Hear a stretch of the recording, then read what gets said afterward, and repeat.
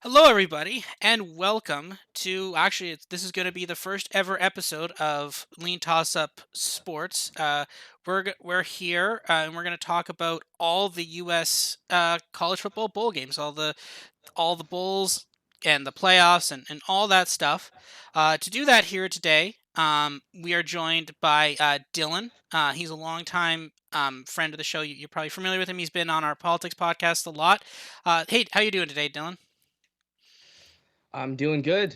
Funny enough, I'm recording this college football podcast before I do my own later tonight. So you get that top priority. All right, that's cool. And also, we are joined by BuckMetrics. He is on Twitter. You can follow him. It's at BuckMetrics.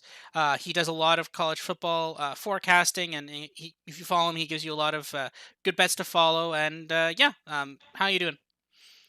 I'm suffering here. I'm in California. It's 62 degrees, so I'm freezing. I'm sure you guys can relate. There are. I'm coming from you now, and there are extremely high winds outside. I just driving around. You could see the the traffic lights are just steel traffic lights are just blowing everywhere. So yeah, winter in Canada is definitely different than winter in California there. So Yeah, definitely. Rob, if I may suggest something, since we're doing college football bowl season, and since the three of us are college football fans, maybe we should discuss our fandom and the interesting dynamic we have got going on the show. yeah, so I'm kind of an Oregon fan. That they're one of the teams I like to root for. Dylan, obviously, he's a Notre Dame fan. I'm seeing him wearing a Notre. You don't see the audio of this, the video of this, obviously, but he's wearing a Notre Dame toque right now. Buck, what's your team? Um, I went to USC, Oh. so I'm expecting a lot of pity. Um, based on this last season. Well, I mean, okay, so you don't get to watch a bowl this season, but next season you get Lincoln Riley. So that's not that's a pretty good trade, I think. I think you take that. I would, and I definitely would not want to watch one more game of this 2021 team either. It was pretty bad. I after the championship games, I watched some of that Cal game. That was not fun. So sorry about Rob, that. Rob, I had one joke prepared, and you've already hit the gun on it, and it took the thunder out because I was gonna ask Buck, of course, being USC, Notre Dame's arch rival, I was going to ask him to help me out with something because I couldn't seem to find USC on the bowl list, and I was wondering which bowl they were in this year. Yeah, we just moved our bowl up to Championship Saturday. I don't know if you saw it. It was that classic. What's the joke? What's the joke about at the 2 at 10 and the 10 at 2 at the bar? As that was just the last game, it was like you had to be really desperate like me to watch that game. I think there's like 100 of us watching. Yeah, that was so weird to have a non-championship game scheduled on. But to be fair though, that was basically your bowl game and Cal's bowl game as well, right? I mean, because if you had won, you would have made it to another bowl game. But yeah, it was kind of in a way that Actually, was no, kind of that was it for both of us. yeah, that was it for both. So that's Yeah. yeah. Actually, if you guys had won, they would have they would have had to like create another bowl, I think, or something. They did. Yeah. I don't think anybody was dying to see that. Like inside the school, outside the school, on the team, off the team. Yeah, I for one definitely want to see USC struggle with North Texas. Now we get Miami, Ohio versus North Texas. So Or better yet, make it Texas USC. That'd be a good little like 5-7 bowl matchup between two Yes. big programs that are having rough years. that would actually not be like a horrible game. I And would they always watch. play good games. Yeah, I would actually watch a USC Texas game, but you don't get. Well, actually, it would actually be a rematch of the Red River rivalry from earlier this year, because it'd be Lincoln Riley Oh, versus Steve Sarkisian. Yeah, I like how all the Oklahoma fans listening to this have just broken out into tears. Yeah, I gotta say, they are the one program that is in denial right now. With all the coaching carousal, Oklahoma has genuinely tricked themselves into thinking that Brett Venables is a better head coach than Lincoln Riley. And I know Buck doesn't quite agree with Marcus Freeman the way I do, but I see it from Oklahoma fans, and I'm like, you guys don't know what you lost. You have no idea. Yeah. I mean, just look at the recruiting classes. So, USC got a good one there. Yep. Yeah, that's gonna be a very painful first season in the SEC for Oklahoma. Yeah. maybe as painful as Texas is. It's yet to be seen. We don't know yet. So, but anyway, we're here for the Bulls. We should probably start on the Bulls. So, coming up in only hours from now, actually, we have Toledo versus Middle Tennessee at a weird noon Eastern bowl game kickoff. That is a really weird time to have a bowl. Um, I thought the Big Ten reserved the noon slot forever. yeah. So it's not. This is not a big noon game. This is an honorary big noon game. Um, I don't even know what. I don't know. This page doesn't have the bowl names on it. Whatever. It's fine. Um. All right. What have we got here? My model really likes Toledo. Um. Like weirdly likes them. I almost think that's a bit too much. It's got this like there's a 30-point spread. That seems like a bad Wow. spread there. Yeah. I don't know. I don't know if I want to trust Middle Tennessee. Toledo's been like an okay-ish MAC team, but that being said, it is a MAC team, so that's not saying much. What do you have here, Buck?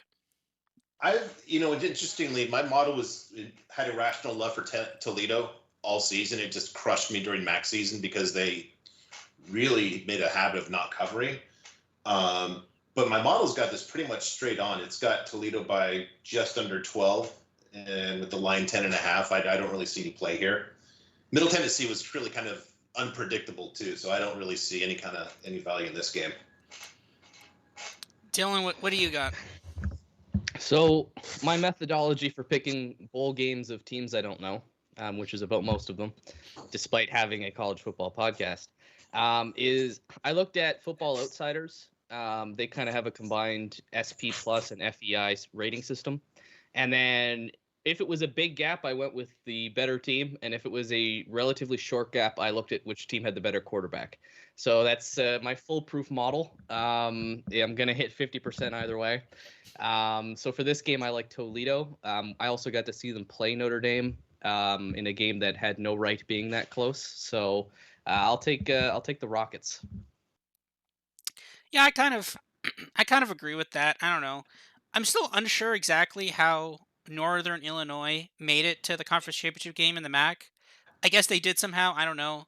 Weird things with records. I don't know. The MAC is just weird. But anyway, yeah, I guess maybe the play here is Toledo or no play. I guess. Um, Next up, we actually get a primetime Friday game. Coastal Carolina versus Northern Illinois. I've got the spread here at Northern Illinois. The betting line here is the spread Northern Illinois plus 11. My model weirdly likes the Chanticleers, but I do actually have, I believe I have McCall starting, which is definitely questionable. Um, what do you have here? I'll go to go to Dylan first here. Coastal Carolina. Until they prove me wrong, I'm going to keep going with them. They're low key America's team, and I see no reason why I should stop cheering for them now. Yeah. Sorry, if you've got a mullet like their coach, you're not low key anything. They're just America's team. Interestingly, with McCall out, I think McCall was out for a few games this season, and they seemed like their offense. The backup's first game was kind of iffy, but after that, I think their offense did pretty well once the backup was in there. So I've got Coastal Carolina by 16. I like the over here. I'm projecting a total of 74, and the total that I'm seeing is 62.5. And with that kind of margin, I also need one of the teams to have an offense that's kind of in the upper stratosphere of good offenses, and that Coastal Carolina is in that. And Northern Illinois is just they're confounding to figure out. Last year after the season, I did a post-season win expectancy of what Ball State's record should have been because they just screwed me all. And I think they should have lost 3 games, even though they think they went undefeated in the regular season, and they came back to earth. And I'm sure that team next season is going to be Northern Illinois. And quite possibly, this might be the start of a comeback to reality. Yeah, that makes a lot of sense. Northern Illinois, again, they did weird things. Like they were able to beat MAC teams, but anytime they played outside the MAC, it was bad. It was really bad. And then somehow, because of that and weird conference records, they somehow made it to the MAC championship game and won. So yeah, um, it's really weird.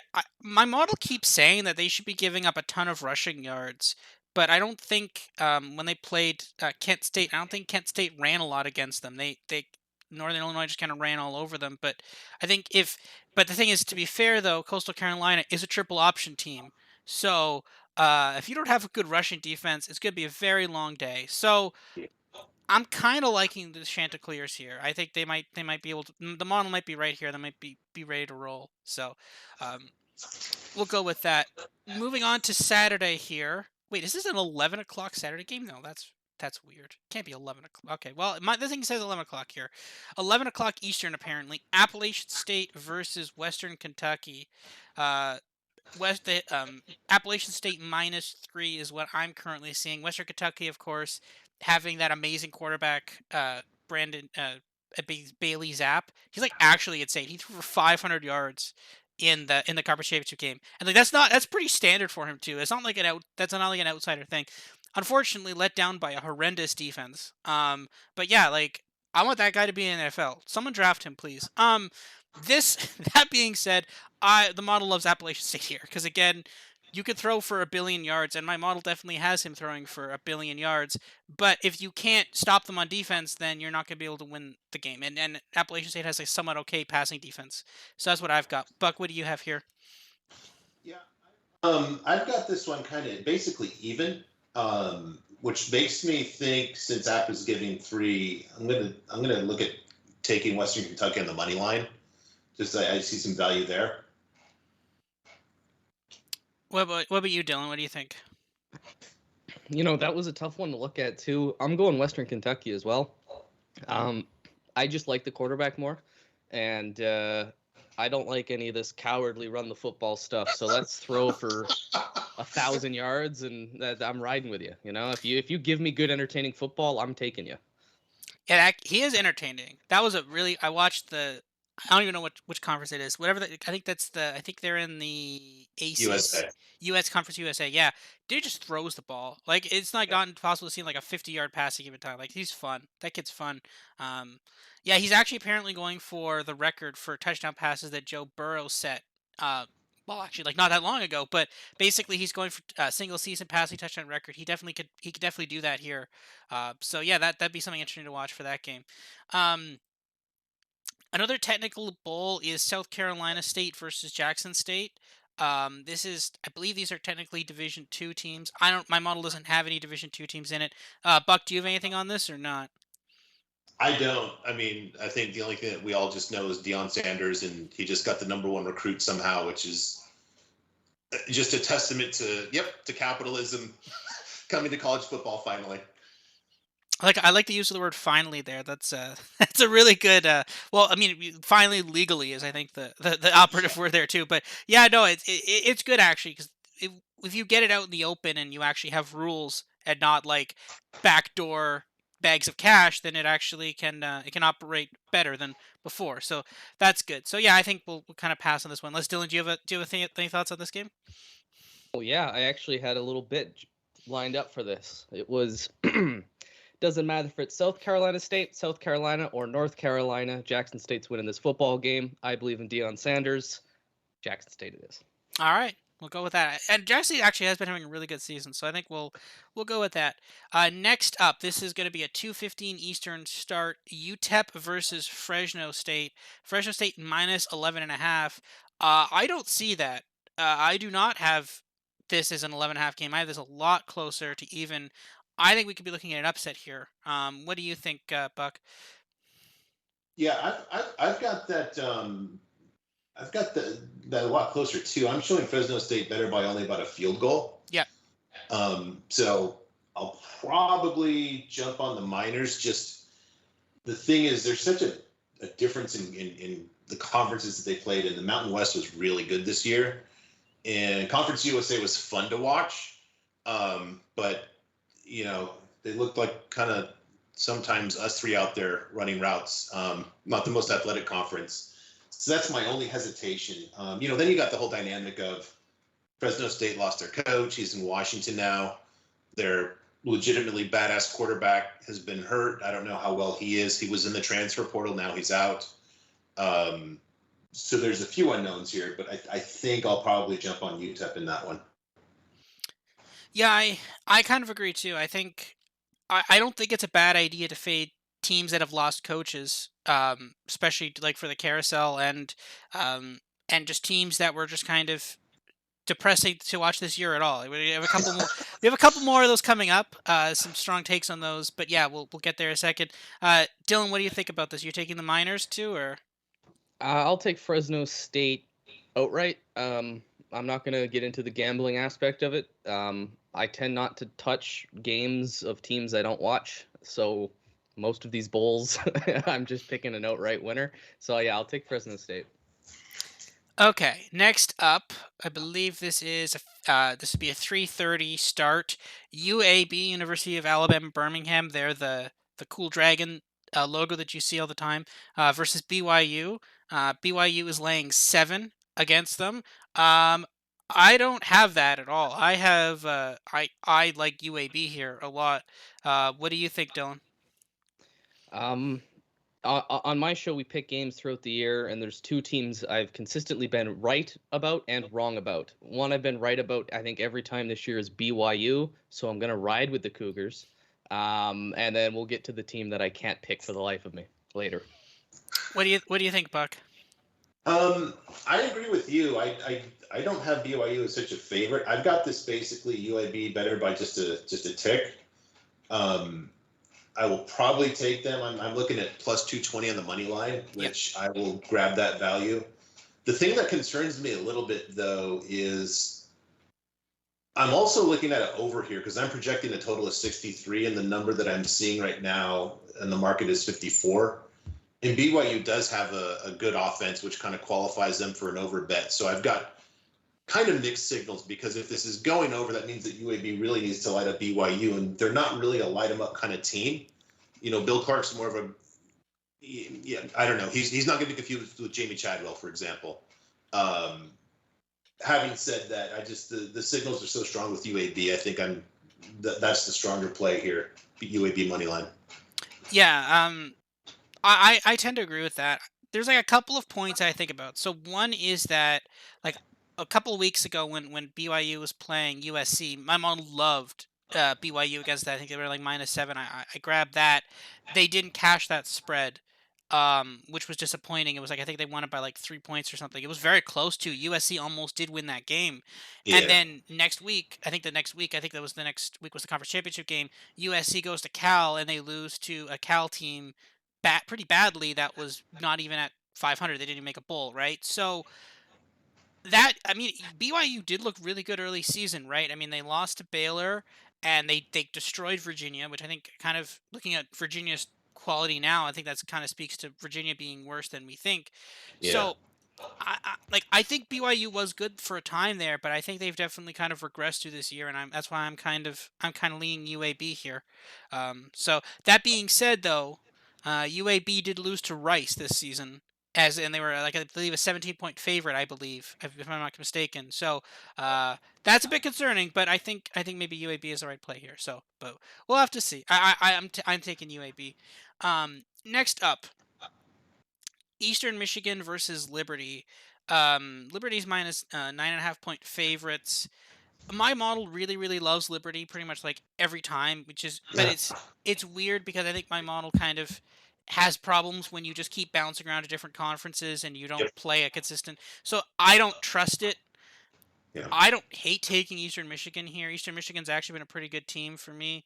What do you think? I think we'll go to Buck here first. Yeah, same thing.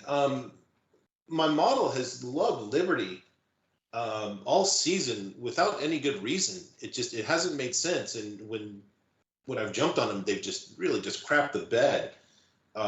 Having said that, Eastern Michigan's defense is just horribly brutal.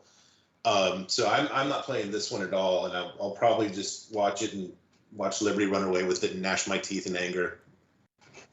Yeah, there's a lot of love for Liberty's quarterback Malik Willis.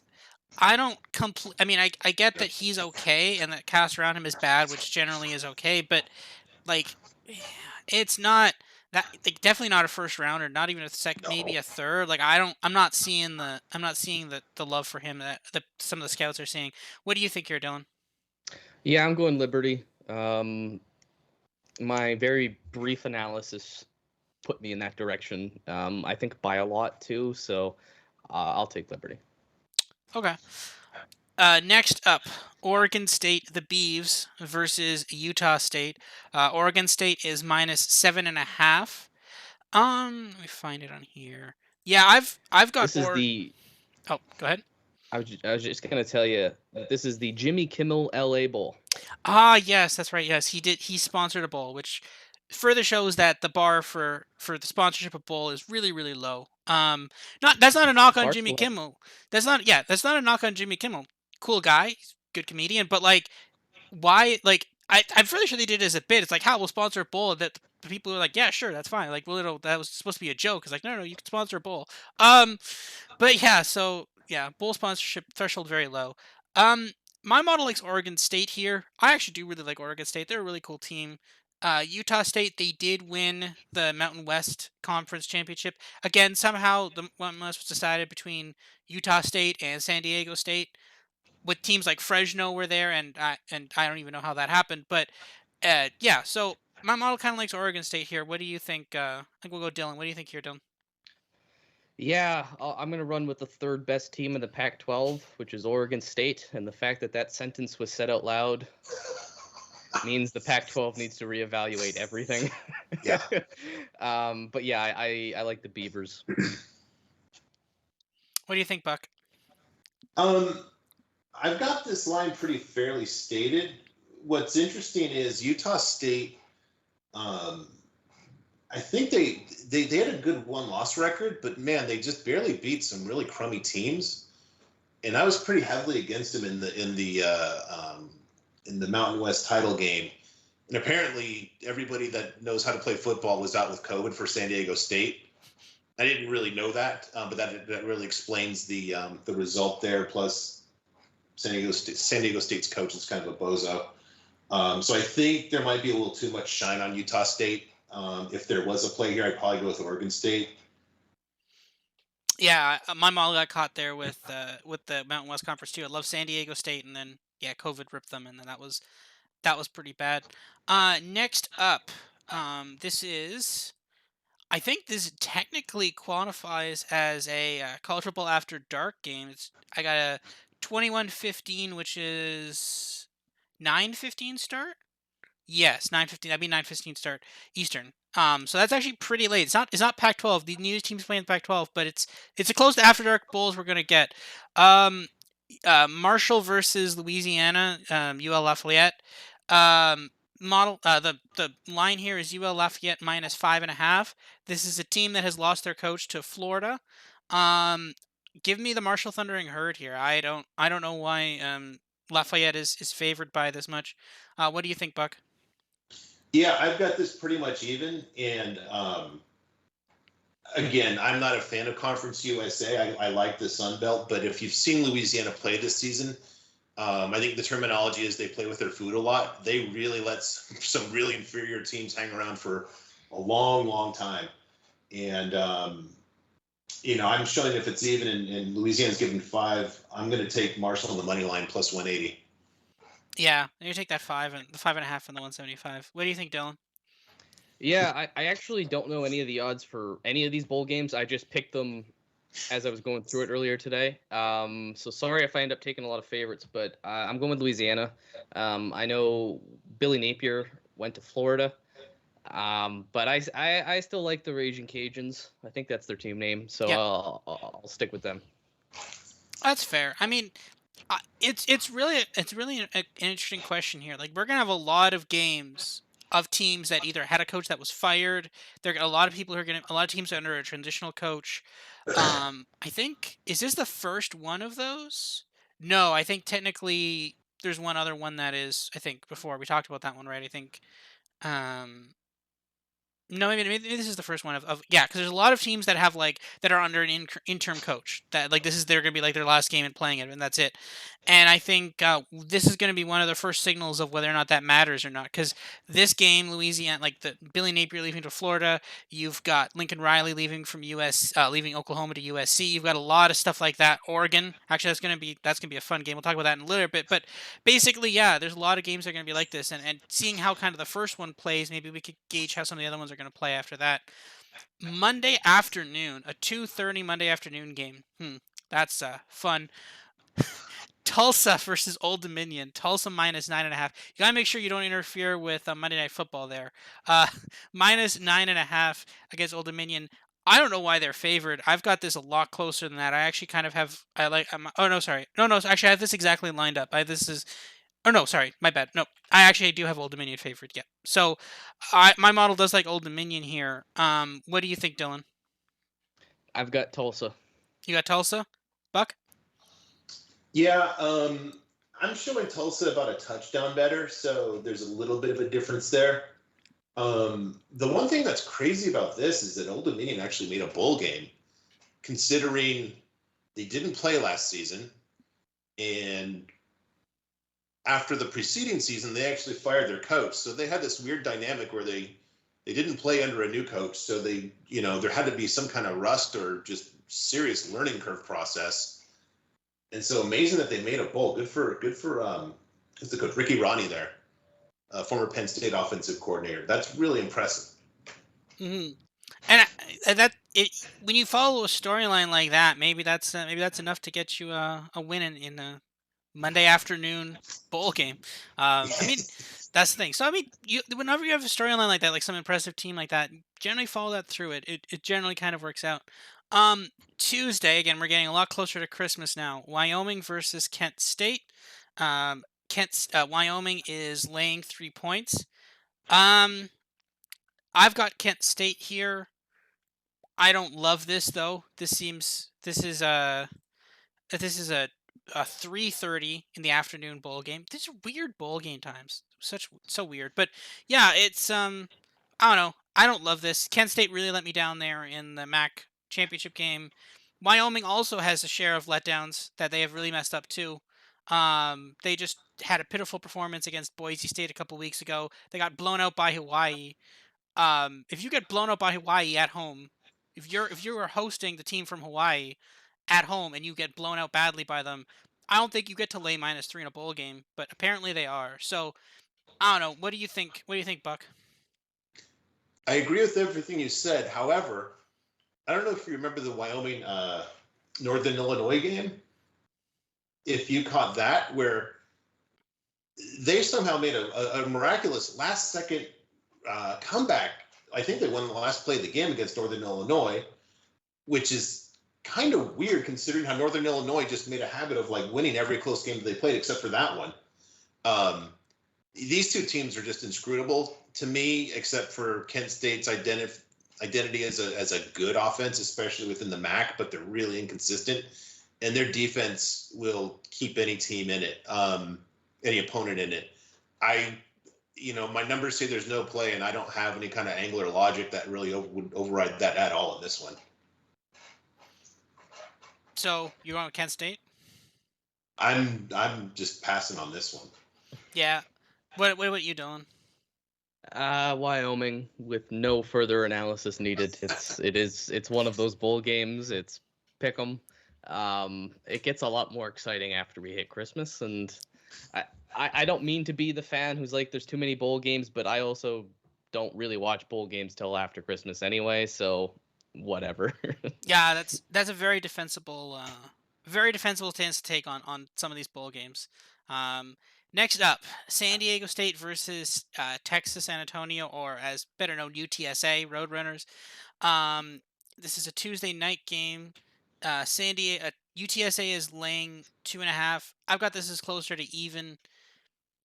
I don't know. Again, I'm probably staying away from this. I don't like San Diego State. Probably this is kind of like the bottom of the market for them after they kind of really did bad in the MAC in the Midwestern Athletic and like the Western after their bad game in the conference finals. And this is probably a low point, but only 2.5 against a team that generally likes to play close games and win by like a field goal at the end. I don't. That's not. I don't love that. What do you think, Dylan? Yeah, I got UTSA. I think that's could be a close one too, but that's another one I will not be watching. What do you think, Buck? Yeah, if you don't like watching Iowa, then just imagine Iowa, but in the Mountain West, then you get San Diego State. UTSA is more pleasant to the eye, but I think I've got this. I've got this as UTSA a field goal better, so no real value here. Yeah, I think that makes sense, and no more Iowa after that Big Ten championship game. No more, never again. Um, Missouri versus Army. Army is laying 4 on a Wednesday night game. I've got that about right. I've actually got Army -6 here, so that's about right. Don't love the spread though. I probably would rather take the money line though.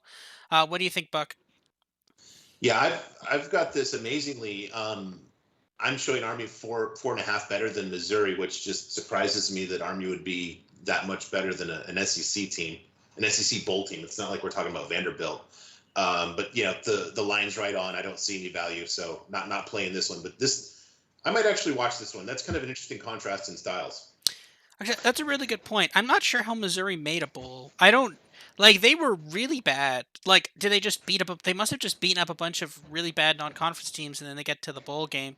Um, they beat Florida, which is hilarious, and like that, you could see that coming a mile away too. Like, I was like seeing this, I'm like, I should just bet them. I didn't want to. I'm like, I don't want to bet against Florida, but like they're gonna win this game, and then they did. I'm like, whatever.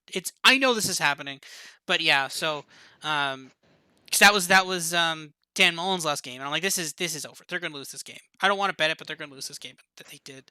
Dylan, what do you think? Yeah, I'm surprised Tulare Army's the betting favorite here. When I was looking through some numbers, again, I don't have a model like you guys. I'm just trying to give an informed pick. Fun fact: we do this over at my podcast, and every year I'd get my my girlfriend at the time to pick with us, who knows nothing about college football. And 2 out of the 3 years, she beat the 3 of us that host the podcast. So bowls is largely a random exercise. Mm-hmm. For me, I'm actually going Army, which is weird because I absolutely hate everything about the way they play. Historically, they have been a little better lately. To my surprise, there's kind of a big gap there, I think, on the FEI from Football Outsiders between Army and Missouri.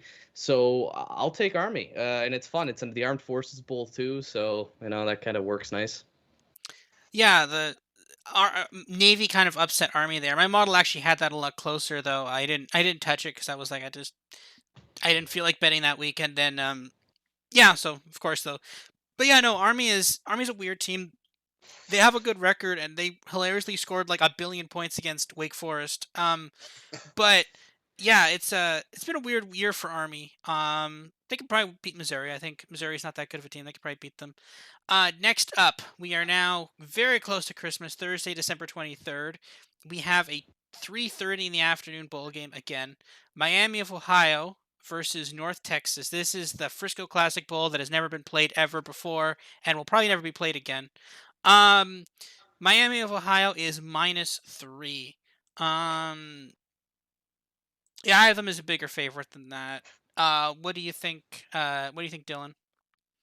Yeah, I got Miami, Ohio winning this one. I remember that one year North Texas was good, and they just haven't really been the same since. So yeah, I'll take the what are they? The Redbirds or I think the Red Hawks. The Red. I was close. Yeah, I'll go with the Red Hawks. Over. Do you know what the mascot is for North Texas? Oh, that's an eagle, isn't it? And it's the Mean Green. Yeah. Yeah, I actually didn't know what it was either. So that's I didn't know what it was either. I can imagine a picture of it. It's like this like thing. I don't know. It's something. Yeah, but yeah, no, it's the Mean Green. You're right. I didn't know what it was. What do you have here, Buck? You're gonna take Miami, Ohio, in in a North Texas home game. Yeah, I don't know how much that means. It's not they have a huge huge base. Did you say you have Miami by about a touchdown better? Yeah. Yeah, I do too. I have them at 7.5 better. Now, the thing that makes me a little concerned about that is I don't have any like decay built into my model. And North Texas was just horrible at the beginning of the season, and they were talking about how they had to fire the coach. And sneakily, there's one of the, each year there's a handful of teams that my model picks up on that they're ticking up, and I can, get them to cover. And North Texas is really good to me in late October and November. They are better, and I think that North Texas might be better now than what my model says they are, since they have all those stinkers early in the season in there. So while the numbers initially say Miami might be a play here, I'm going to pass because I think North Texas is better now than the sum of their season. Yeah, that makes a lot of sense. I don't know. This is going to be a weird bowl game. It's called the Frisco Classic that they just created and has never existed before. Something crazy is going to happen in this game. I just circle this game. It's a Thursday afternoon. Something weird is going to happen. Just mark that now. That'll happen.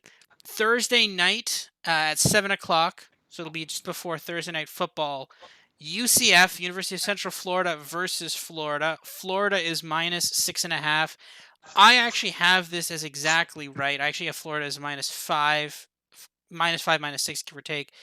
Give me the UCF. Give me the Knights here. I don't even know who's coaching this game for Florida. Yeah, this isn't good. Dan Mullen was definitely the problem.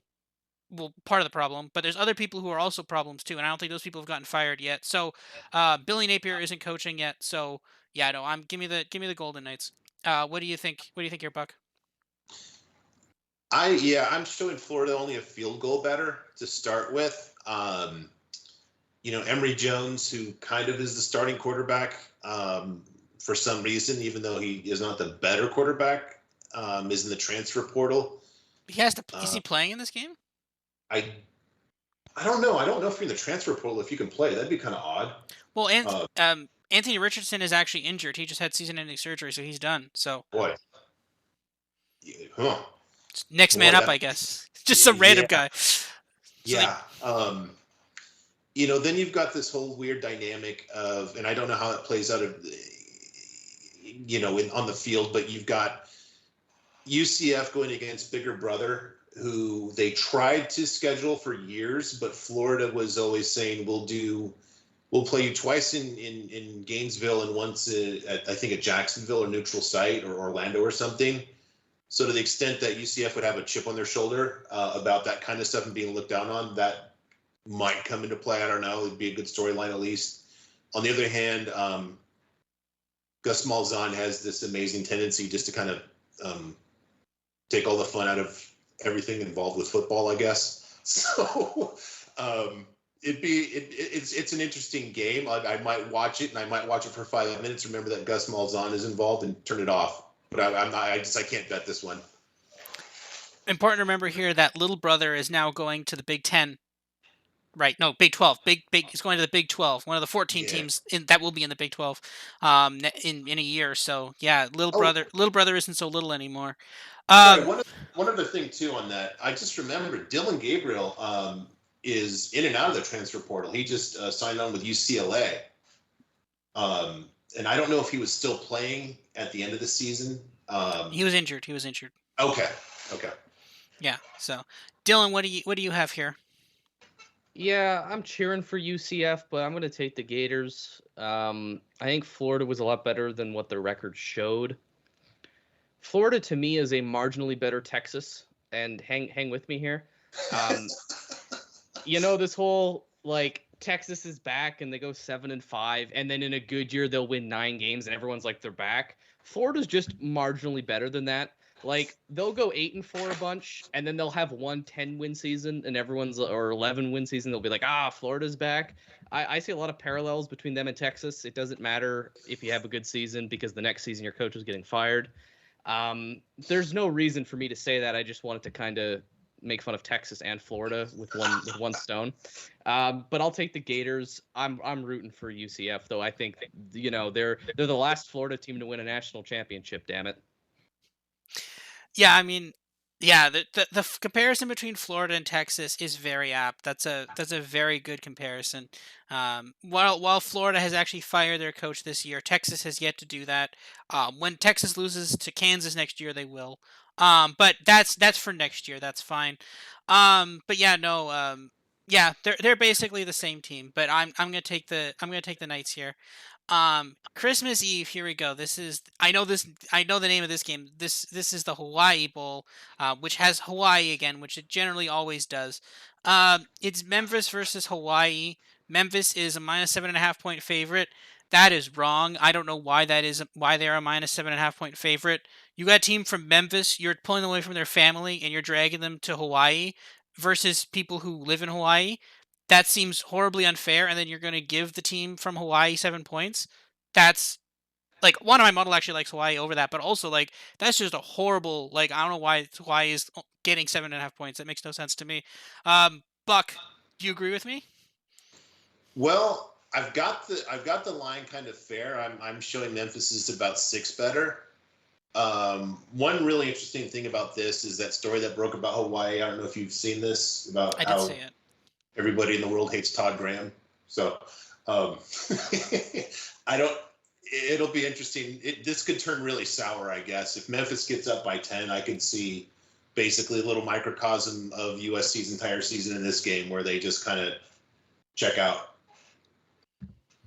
That is a Yeah, fair point. Go ahead, Dylan. Sorry. I think the first bowl game I ever watched in my life was Notre Dame Hawaii at the Hawaii Bowl. But I'm taking Memphis. I don't think Hawaii's been particularly great. I still think fondly of Memphis because I still think of that high-powered attack that Chip Long was at, actually before coming to Notre Dame. I see where you're coming from, Rob, being in Hawaii with a jazzed-up Hawaii team, but I don't know. Is there home field advantage when your stadium could collapse at any moment? I don't think it's being I don't think it's being played there. I don't think they let them play there anymore. Um, that's It'd actually almost be hilarious. more fun if it was played there. Just pieces of the stadium start falling off as the game goes on. Yeah, no, that is kind of such a weird situation there in Hawaii. Eventually they'll have a new stadium. But yeah, no, that is a good point. I don't know. I like Hawaii. I'll take the dog on Christmas Eve. We'll see. Um, Saturday, December 25th. So this is now the next day. This is Christmas Day, actually. 2:30 in the afternoon. Ball State versus Georgia State. Georgia State -4.5. And I have Georgia State about a touchdown favorite. So there's a little bit of value on Georgia State there, not a ton though. Dylan, what do you think? You're going with Georgia State or Ball State? Boy, I tell you, 2:30 on Christmas, I tell you what everybody will be doing, and that's watching Georgia State versus Ball State. I don't even think the family members will be watching this game. I'm taking Georgia State here. I think they're a better football team.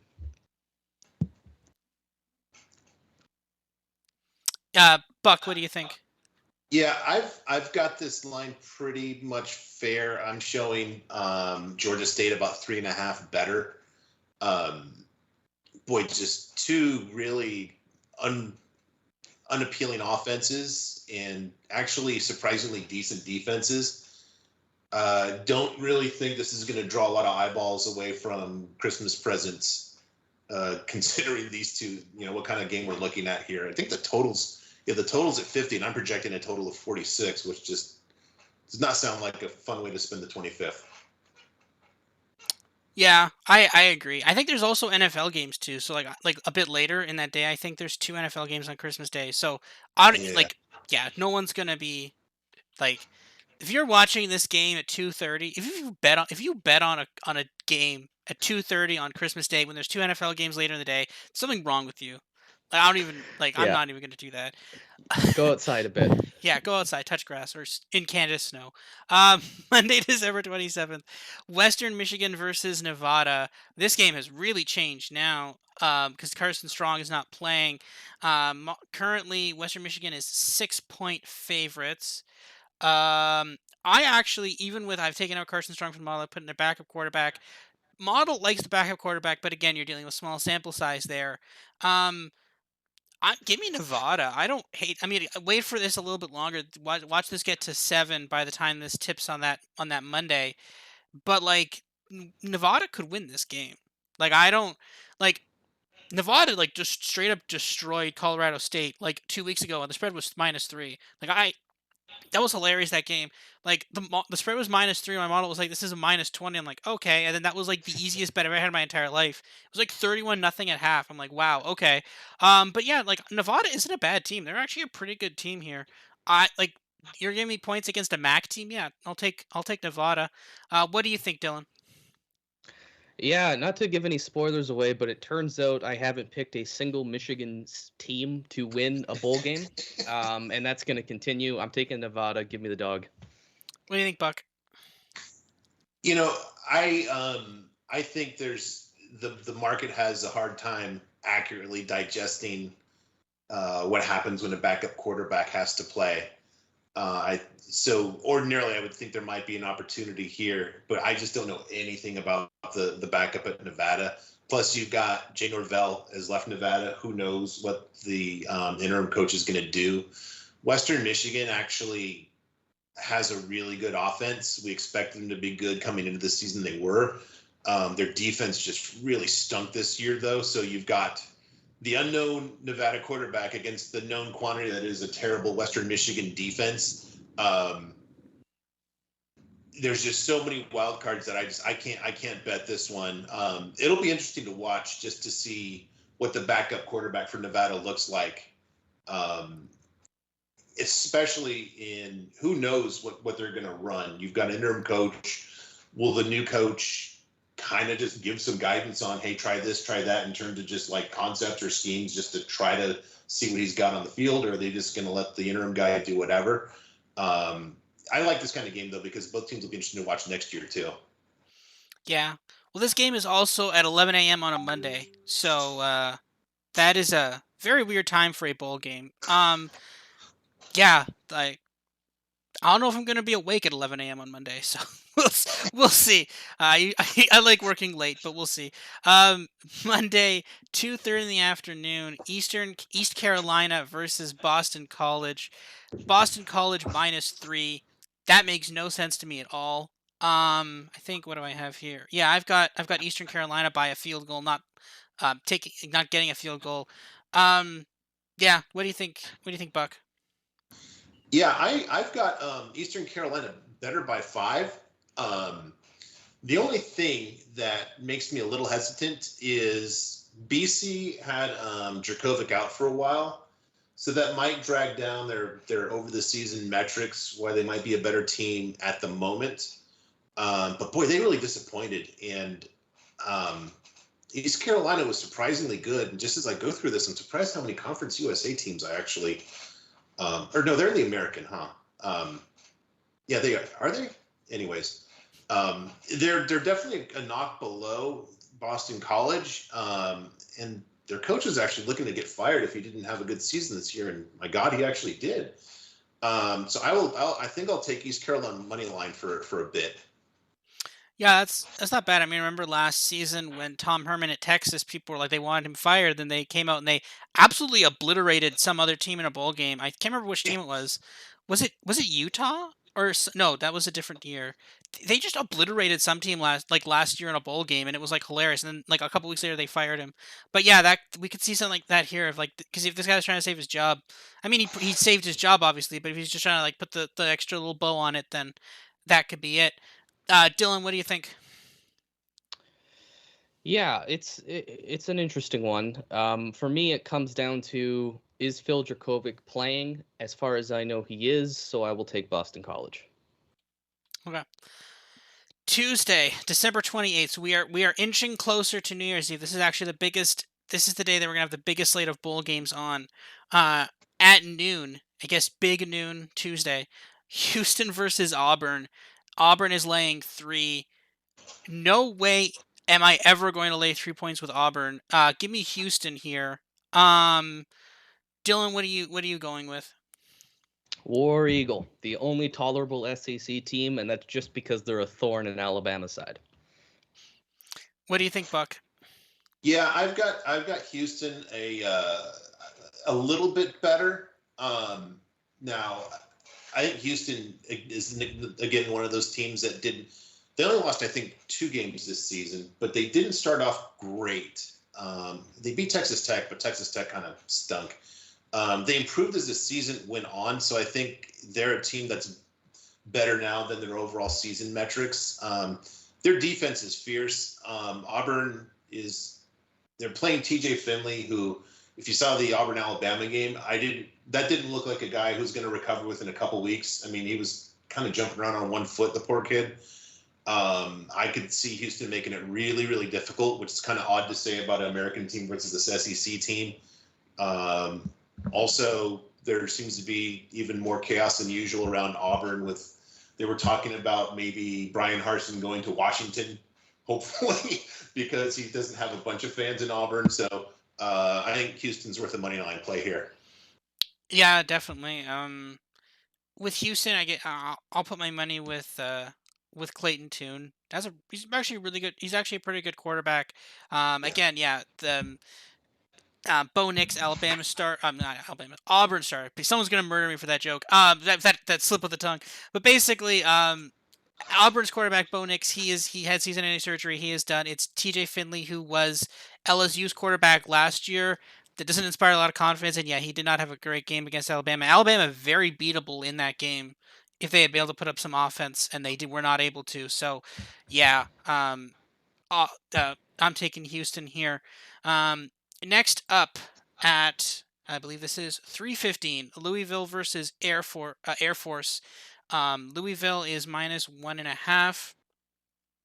I've got Air Force as a pretty substantial favorite over Louisville, but my model has really liked Air Force, but that is actually pretty panned out. They've actually done pretty well through the season. They were a pretty fierce competitor in the Mountain West.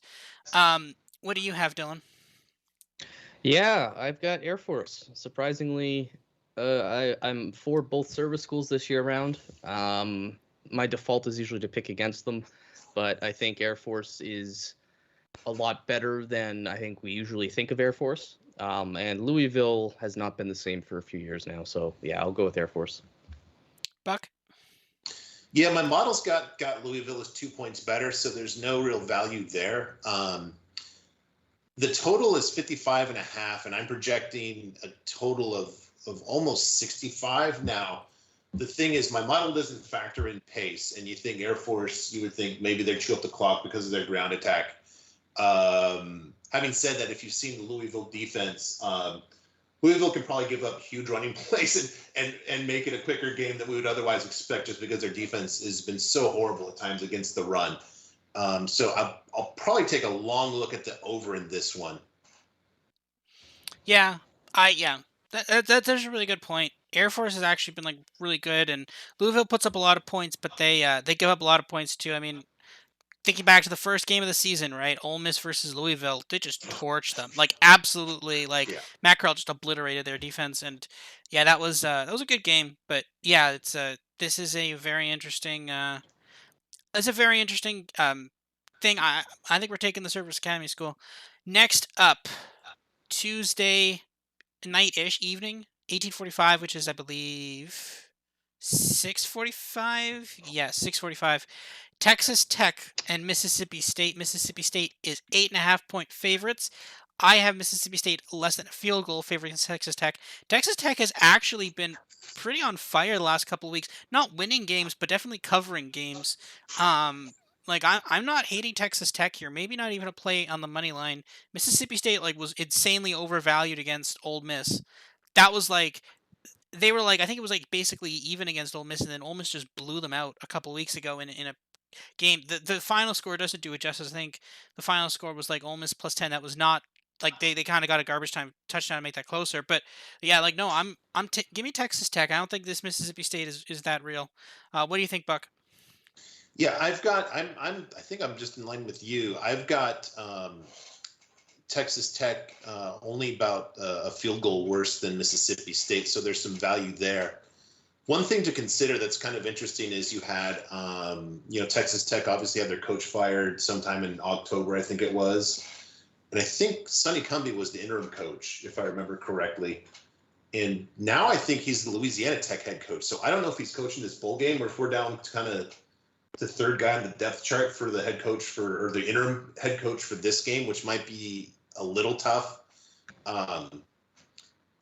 that's the only concern I have that would keep me from betting Texas Tech. But otherwise, it would look to be a solid play on Texas Tech. What do you think, Dylan? Yeah, I've got Mississippi State outright to win. I think when you get two relatively equal records or equally placed teams between the SEC and the Big 12, it's safer to put on the SEC team. But yeah, that's it. And I think that starts to be the tipping point when we start getting some big bowl games too. So maybe I'll even watch this one. That's fair. Well, the game on, like, basically kind of in the middle of it and maybe even later is NC State versus UCLA. NC State is laying 1 point.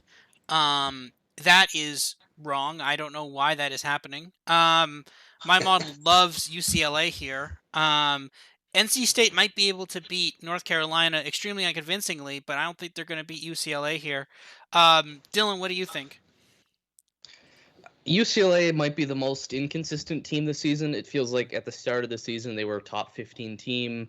Then they went through a period of being a Pac-12 team, and they ended fairly decently, beating Southern Cal. I'm going to take UCLA. I like the Bruins. I've always liked them, I think, more than most people have. So, yeah, look for the Bruins to win this one. Yeah. Betting lines, I'll go to you, Buck, now, but betting lines have really, really liked NC State for a long time. They've been favorites against teams that I thought they should have been dogs against. Some of those they did win, but some of those they lost.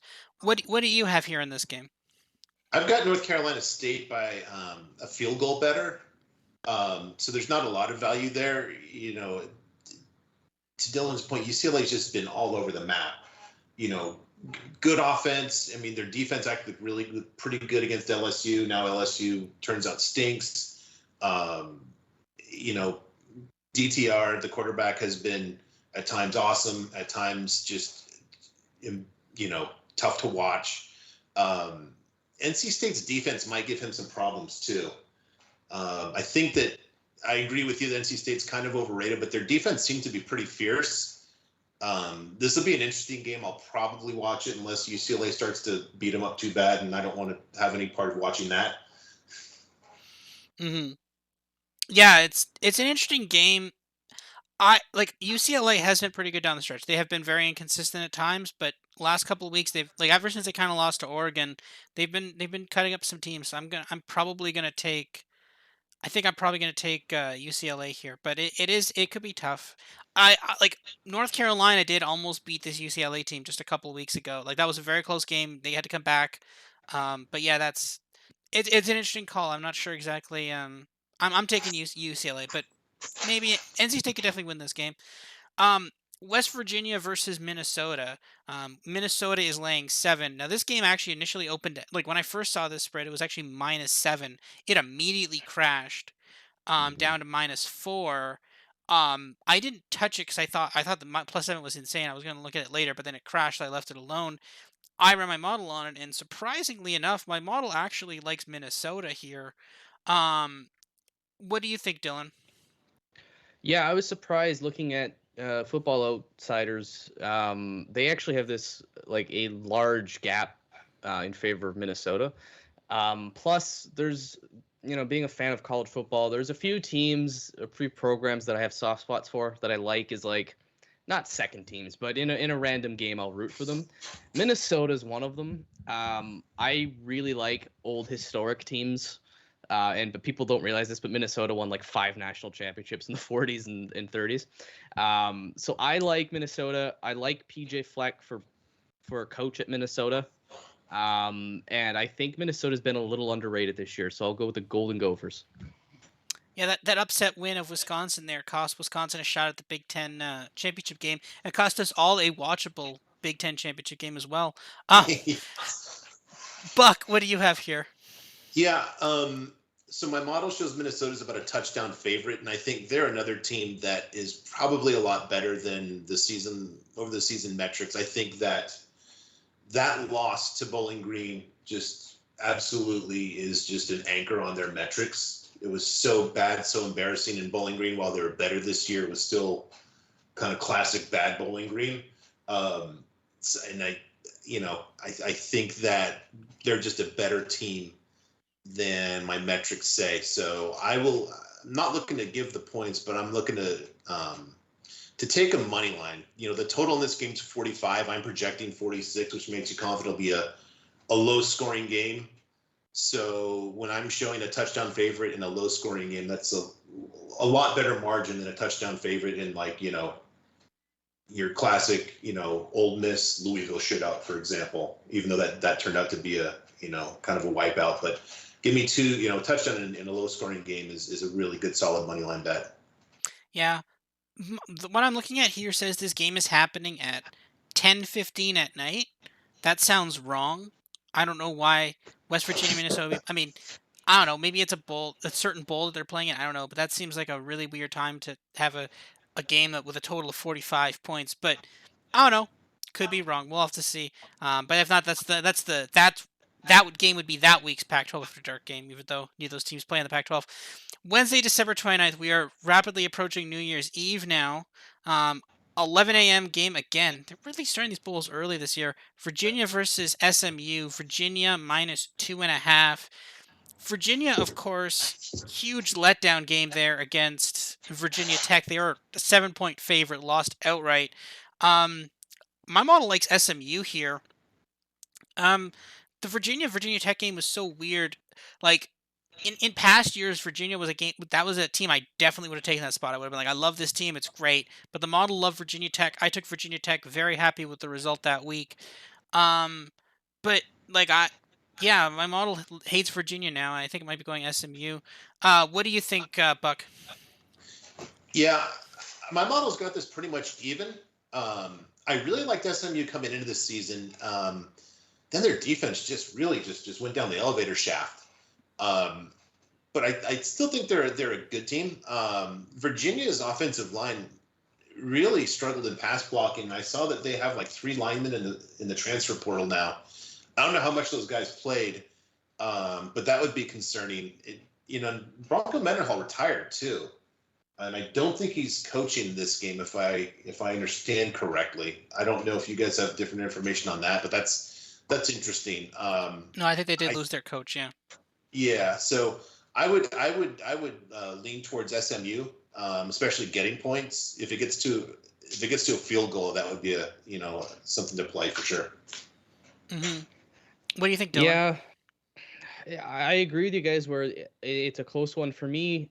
What tipped it is I think Armstrong is playing, and assuming that's still accurate, I'm gonna go with the better quarterback. He had such a good middle part of the season where he was kind of touted as possibly a Heisman candidate. So I just tend to feel safer when there's a quarterback I trust in the game. So I totally agree. This is kind of a coin flip, but I'll lean with Virginia. The one thing you have to worry about, though, with Virginia is their rushing defense is really bad. And when they play a team that can rush the ball really well, they have struggled, and that was why the model liked Virginia Tech against them. And the model is also seeing that here with SMU. So, that's the concern in this game, is that whether or not they can stop the rush. And model doesn't think they can at this point. But next up, Maryland versus Virginia Tech. Maryland is laying 1. Absolutely no way ever. Nope, not a chance. Virginia Tech. Dylan, what do you think? Virginia Tech. I'm not touching that game either. But Virginia Tech is a team I feel more comfortable with. I don't know how Maryland made a bowl game. That's a very good question, actually. I don't actually know either, yeah. But I'll take the Hokies here. Just familiarity with them as a program, and a complete lack of trust in Maryland. Yeah, if you lose that badly to Iowa, you don't get to make a bowl game. Buck, what do you think? Yeah, have you guys seen Virginia Tech play? Yeah, this is 2 teams that they just seem kind of late in the schedule, bowl schedule for the quality of teams that we're talking about. I don't think either of these teams are very good. Maryland's offense is at least occasionally exciting. Their defense is exciting too, but not in the good way. This is not a bettable game for me. But Maryland often has games that are at least pleasing to the eye. I will say that Virginia Tech probably should have beat Notre Dame this year. So that probably has a little bias in my opinion, having seen Virginia Tech play so well. But yeah, I get where you're coming from. I don't know how this is so deep into the bowl game by now, the bowl series. So interesting one, but probably one I won't watch. Yeah. Okay, so 17. So this is another afternoon game. Iowa State versus Clemson. Iowa State is the favorite in this game, -1.5. Yeah, I'm seeing Dylan's reaction on Skype here. That's my reaction to that too. Yeah, I love this. This is a gift to be able to bet on Clemson here. You get Clemson at plus money. What do you think, Dylan? So I reacted. I'm surprised as you are. However, I am taking Iowa State. I thought Clemson was the favorite. Now, this is one where I've definitely gone against my methodology of is there a gap between these two teams according to certain rankings, and there are. However, DJ Uiagalelei has not been very good this season, and Brock Purdy could be playing in his last game. I don't know if he intends on going to the draft or not, but he is a senior. And he's been always talked about kind of as an NFL draft prospect. So I think this game might mean a little more to him and to Iowa State. And I think Matt Campbell might be a little upset that 5 top programs looked him over for a job. I think he was maybe expecting to get one of them. So I don't know. I feel like Iowa State's got a little more to play for here, and I think they've been a little more cohesive as a program than Clemson has. So I thought was an underdog. Apparently, I'm going with the betting favorite, but I'll go with the Cyclones. Buck, what do you have here? Yeah. So you're actually showing. Are you showing Clemson? Your model showing Clemson just better straight up than Iowa State. A lot. I've got Clemson a 10-point favorite. Okay, yeah, I've got Iowa State 7.5 better. Wow. Now, the thing is, my model doesn't really incorporate just the the amazing ability to just make stupid mistakes at the wrong time that are hugely costly, which Iowa State seemed to specialize in this season. I still will go with Iowa State, probably money line. What I like most is, I guess, first of all, Clemson seems to be hemorrhaging something. They lost Venables.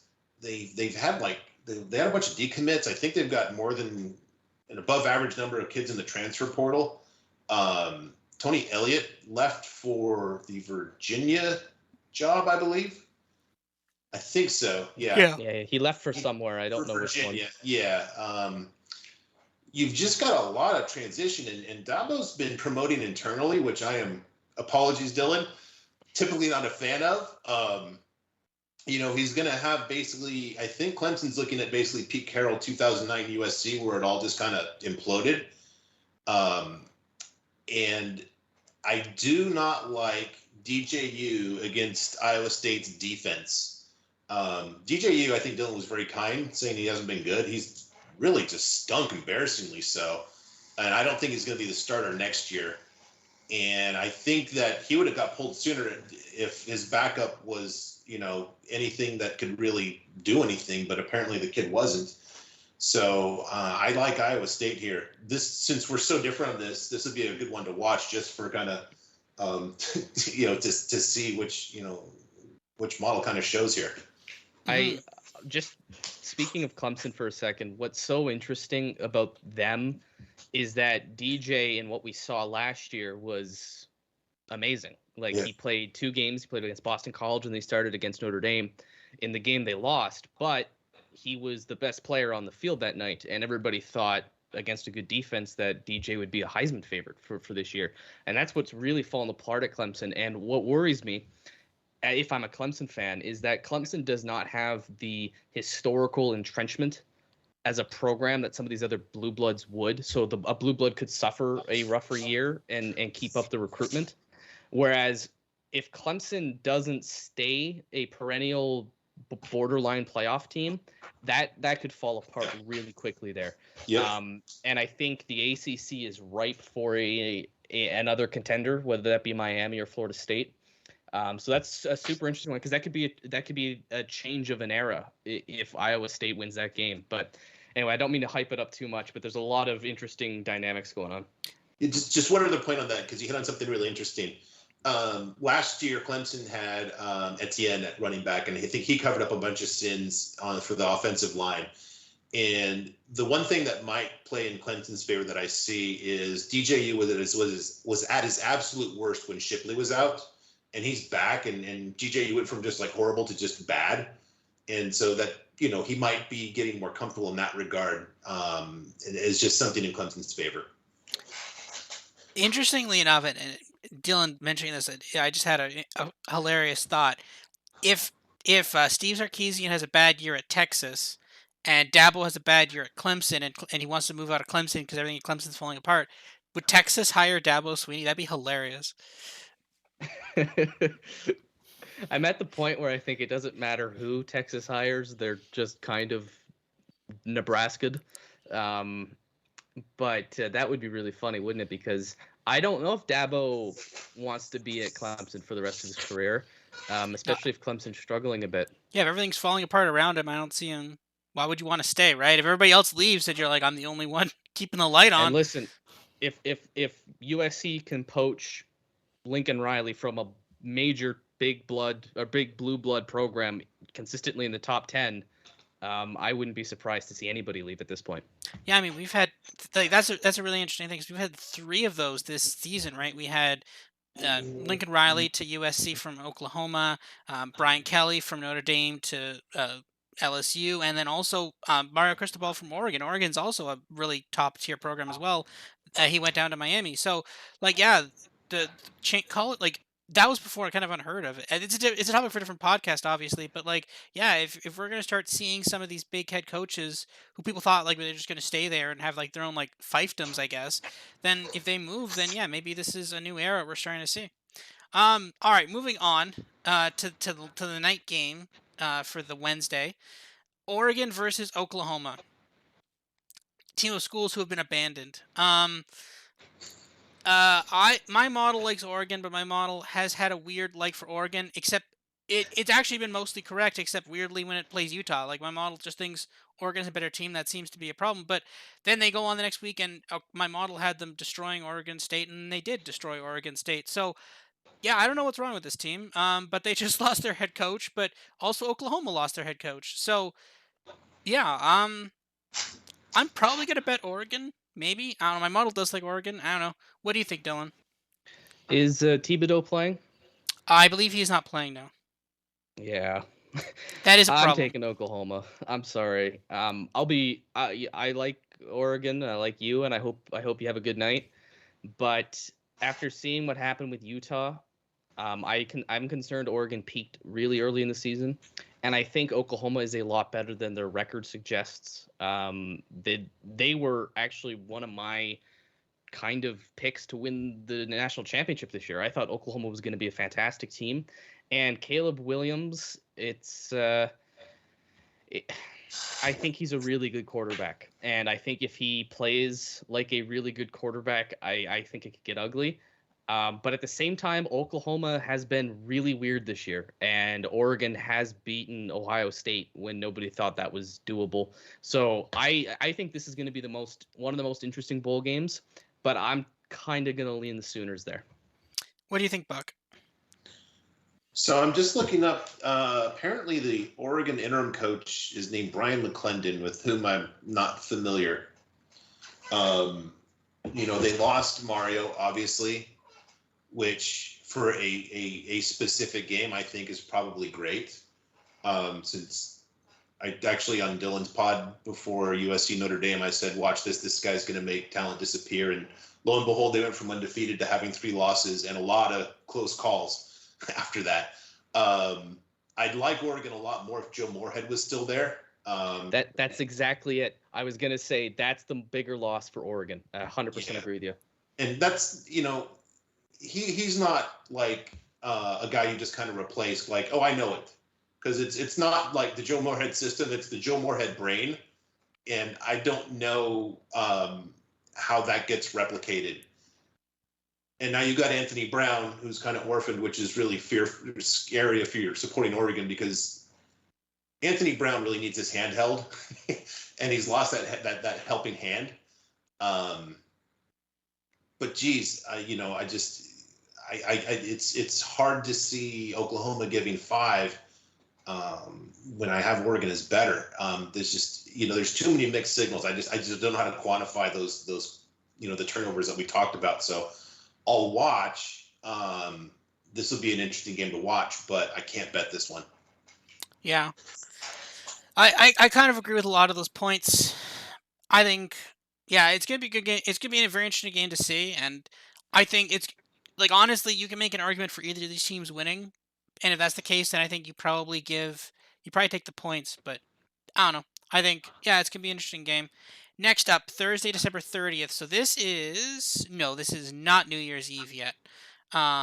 So Thursday, December 30th, South Carolina versus North Carolina. I don't think these teams do not play very often at all, but they sound like they should.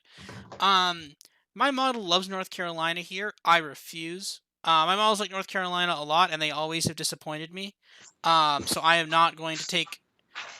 I'm good. I'll take North Carolina, but I refuse to bet on them. Maybe I'll change my mind. I'll bet on South Carolina, but South Carolina also not great. Actually, they have Spencer Rattler now, but he won't be playing in this game, obviously. But very interesting. This game could be very weird. What do you think, Dylan? I've got North Carolina regardless, but do we know if Sam Howell's playing? I think he is playing. He's probably got to get that draft stock back up. So. Yeah, I'm taking the Tar Heels. I think they're a better team. I understand their inconsistency. Trust me, as a Notre Dame fan who relied on them for strength of schedule, they were very frustrating this year. Yeah. But that offense is absurd. And to illustrate, and I'm sorry I only have Notre Dame examples, audience, but that's the team I watch. North Carolina came to Notre Dame and put up over 30 points on what is a very, very good defense. And that was during the spell where Notre Dame was playing really good defense. So I believe in the Tar Heels. I think Howell is not the number 1 overall pick, but I still think he's a good quarterback. And I think Mac Brown is a decent coach, and I like what he's got going on there. What do you think, Buck? North Carolina is a tough read. If you just kind of watched them without looking at any box scores, you would think that this is just a horribly inconsistent team that can't really rely on for anything. You don't know what you're going to get on from game to game. Then I look at my metrics, and they have a very much above average offense, which lines up with kind of, knowing what Sam Howell is, but Sam Howell is disappointing. They can't pass block. I don't know what the narrative is, but at the end of the day, they are a touchdown better than your average offense. Their defense is a little bit below average, which I think is a function of how their offense basically scores immediately or is 3 and out and puts the defense in bad positions again and again. South Carolina, at the end of the season, they actually wound up being, I think properly rated. But throughout the season, my model had irrational love for them. Just had them really overrated. Had them as like a, top 20th percentile team. So I'm wondering that even though they're showing now as like about a touchdown below average team, they might be worse than that because there might be just too much early season love baked in there. I'm not seeing any advantage, but I'm thinking that North Carolina just probably has too much offense for South Carolina to keep up with. Yeah, that makes sense. I could definitely see that. I don't know. I'll take North Carolina, but it feels so bad. You won't be happy about it. I will not be happy about that. No.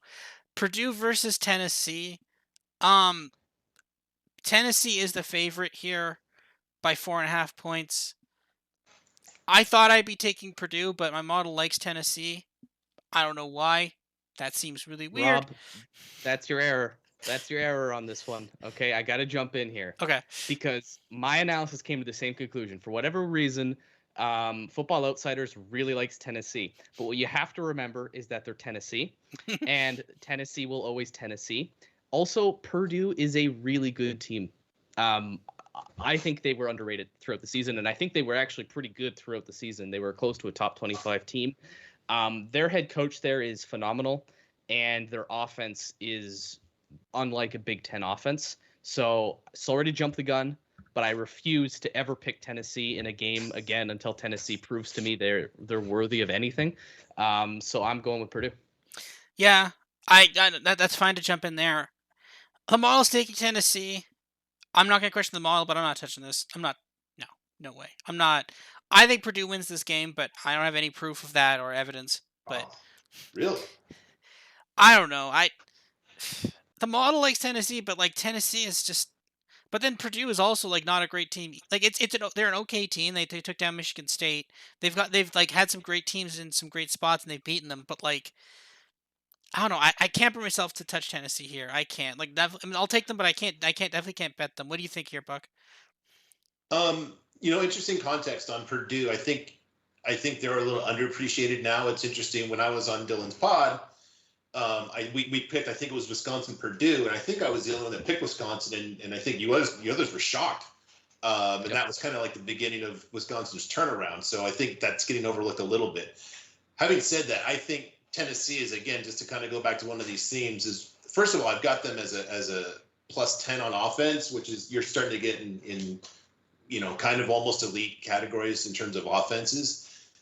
And I think they're much better than that because you've got the early season learning curve with the new coach with Heupel. And one of the themes of 2021, to me, has been absolutely horrendous starting quarterback decisions. And Your Honor, Exhibit A is starting Joe Milton over Hendon Hooker.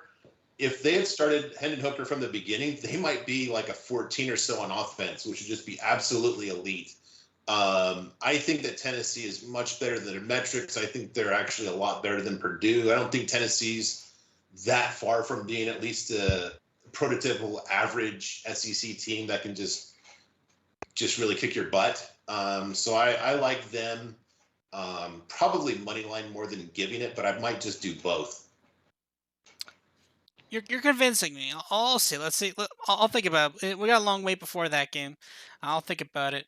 Up next is Pittsburgh versus Michigan State. This spread is exactly even right now, based on the news that we don't know if Kenny Pickett's playing or not.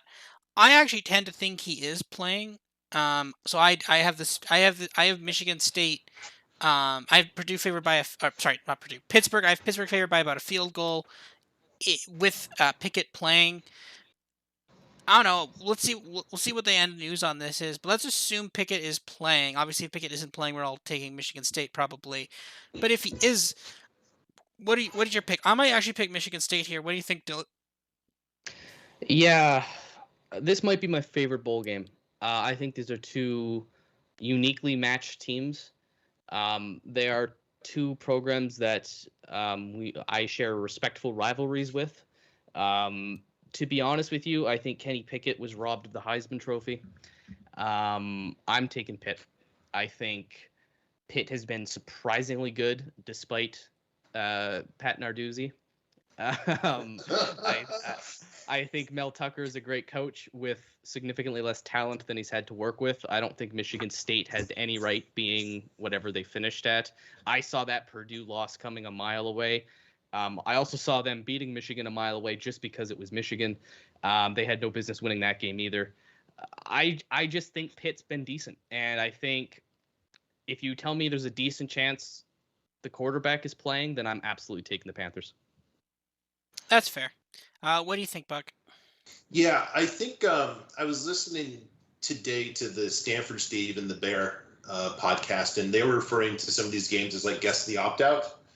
And I think that's probably the key angle here. I think Kenneth Walker opted out of this game. I think I saw that on Twitter today. Or am I just vividly dreaming about football? This happens sometimes. I think he's. No, that could be right. I think he won an award, but he may have opted out too. I'm not sure. Yeah, so that makes a difference. The thing that sticks out to me in this game is, these squads are above average except for the Michigan State defense, and I think specifically that's a problem with the pass defense. Now, can that be exploited by Kenny Pickett? Is Kenny Pickett going to play?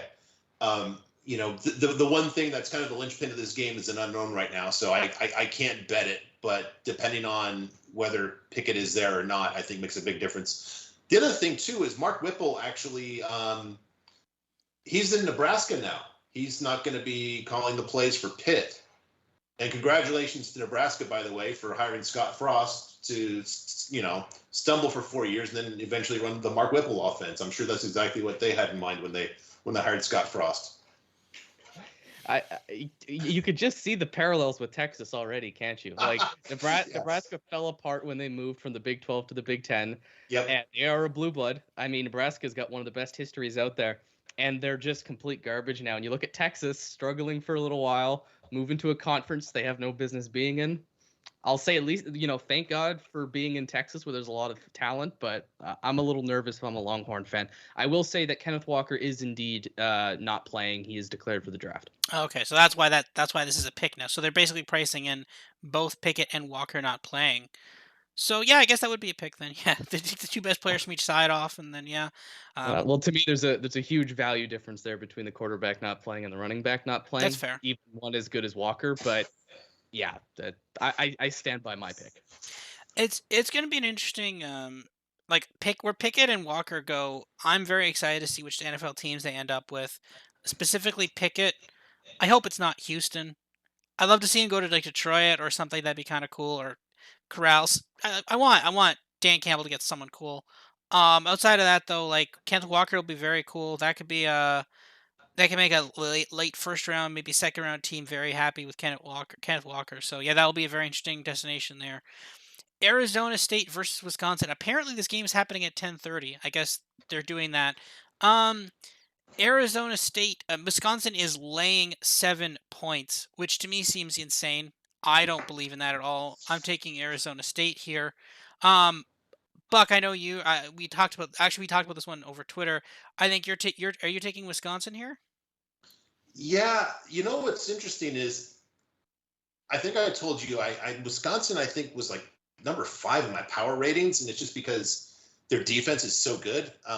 Second only, actually, I think they're ahead of Georgia's now after the SEC title game.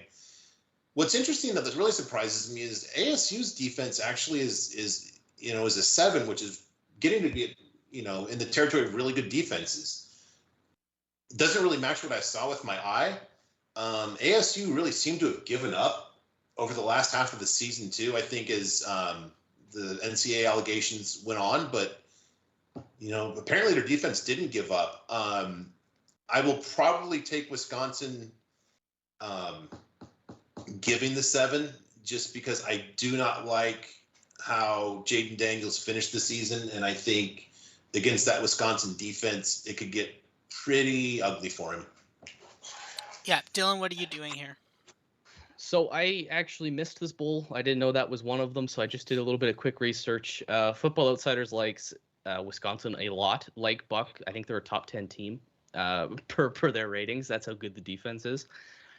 When there's a quarterback battle between Graham Mertz and anybody, I tend to side with anybody.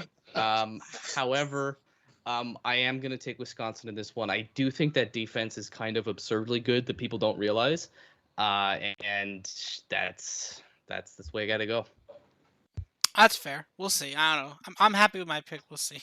I got that about an even game. So we'll see. It will be an interesting thing to see if Wisconsin can actually do anything. We're gonna just quickly skip the playoff games for now. We'll circle back to them at the end here. Texas A&M, Wake Forest. Texas A&M is laying 5 points. I've got Texas A&M a big favorite here.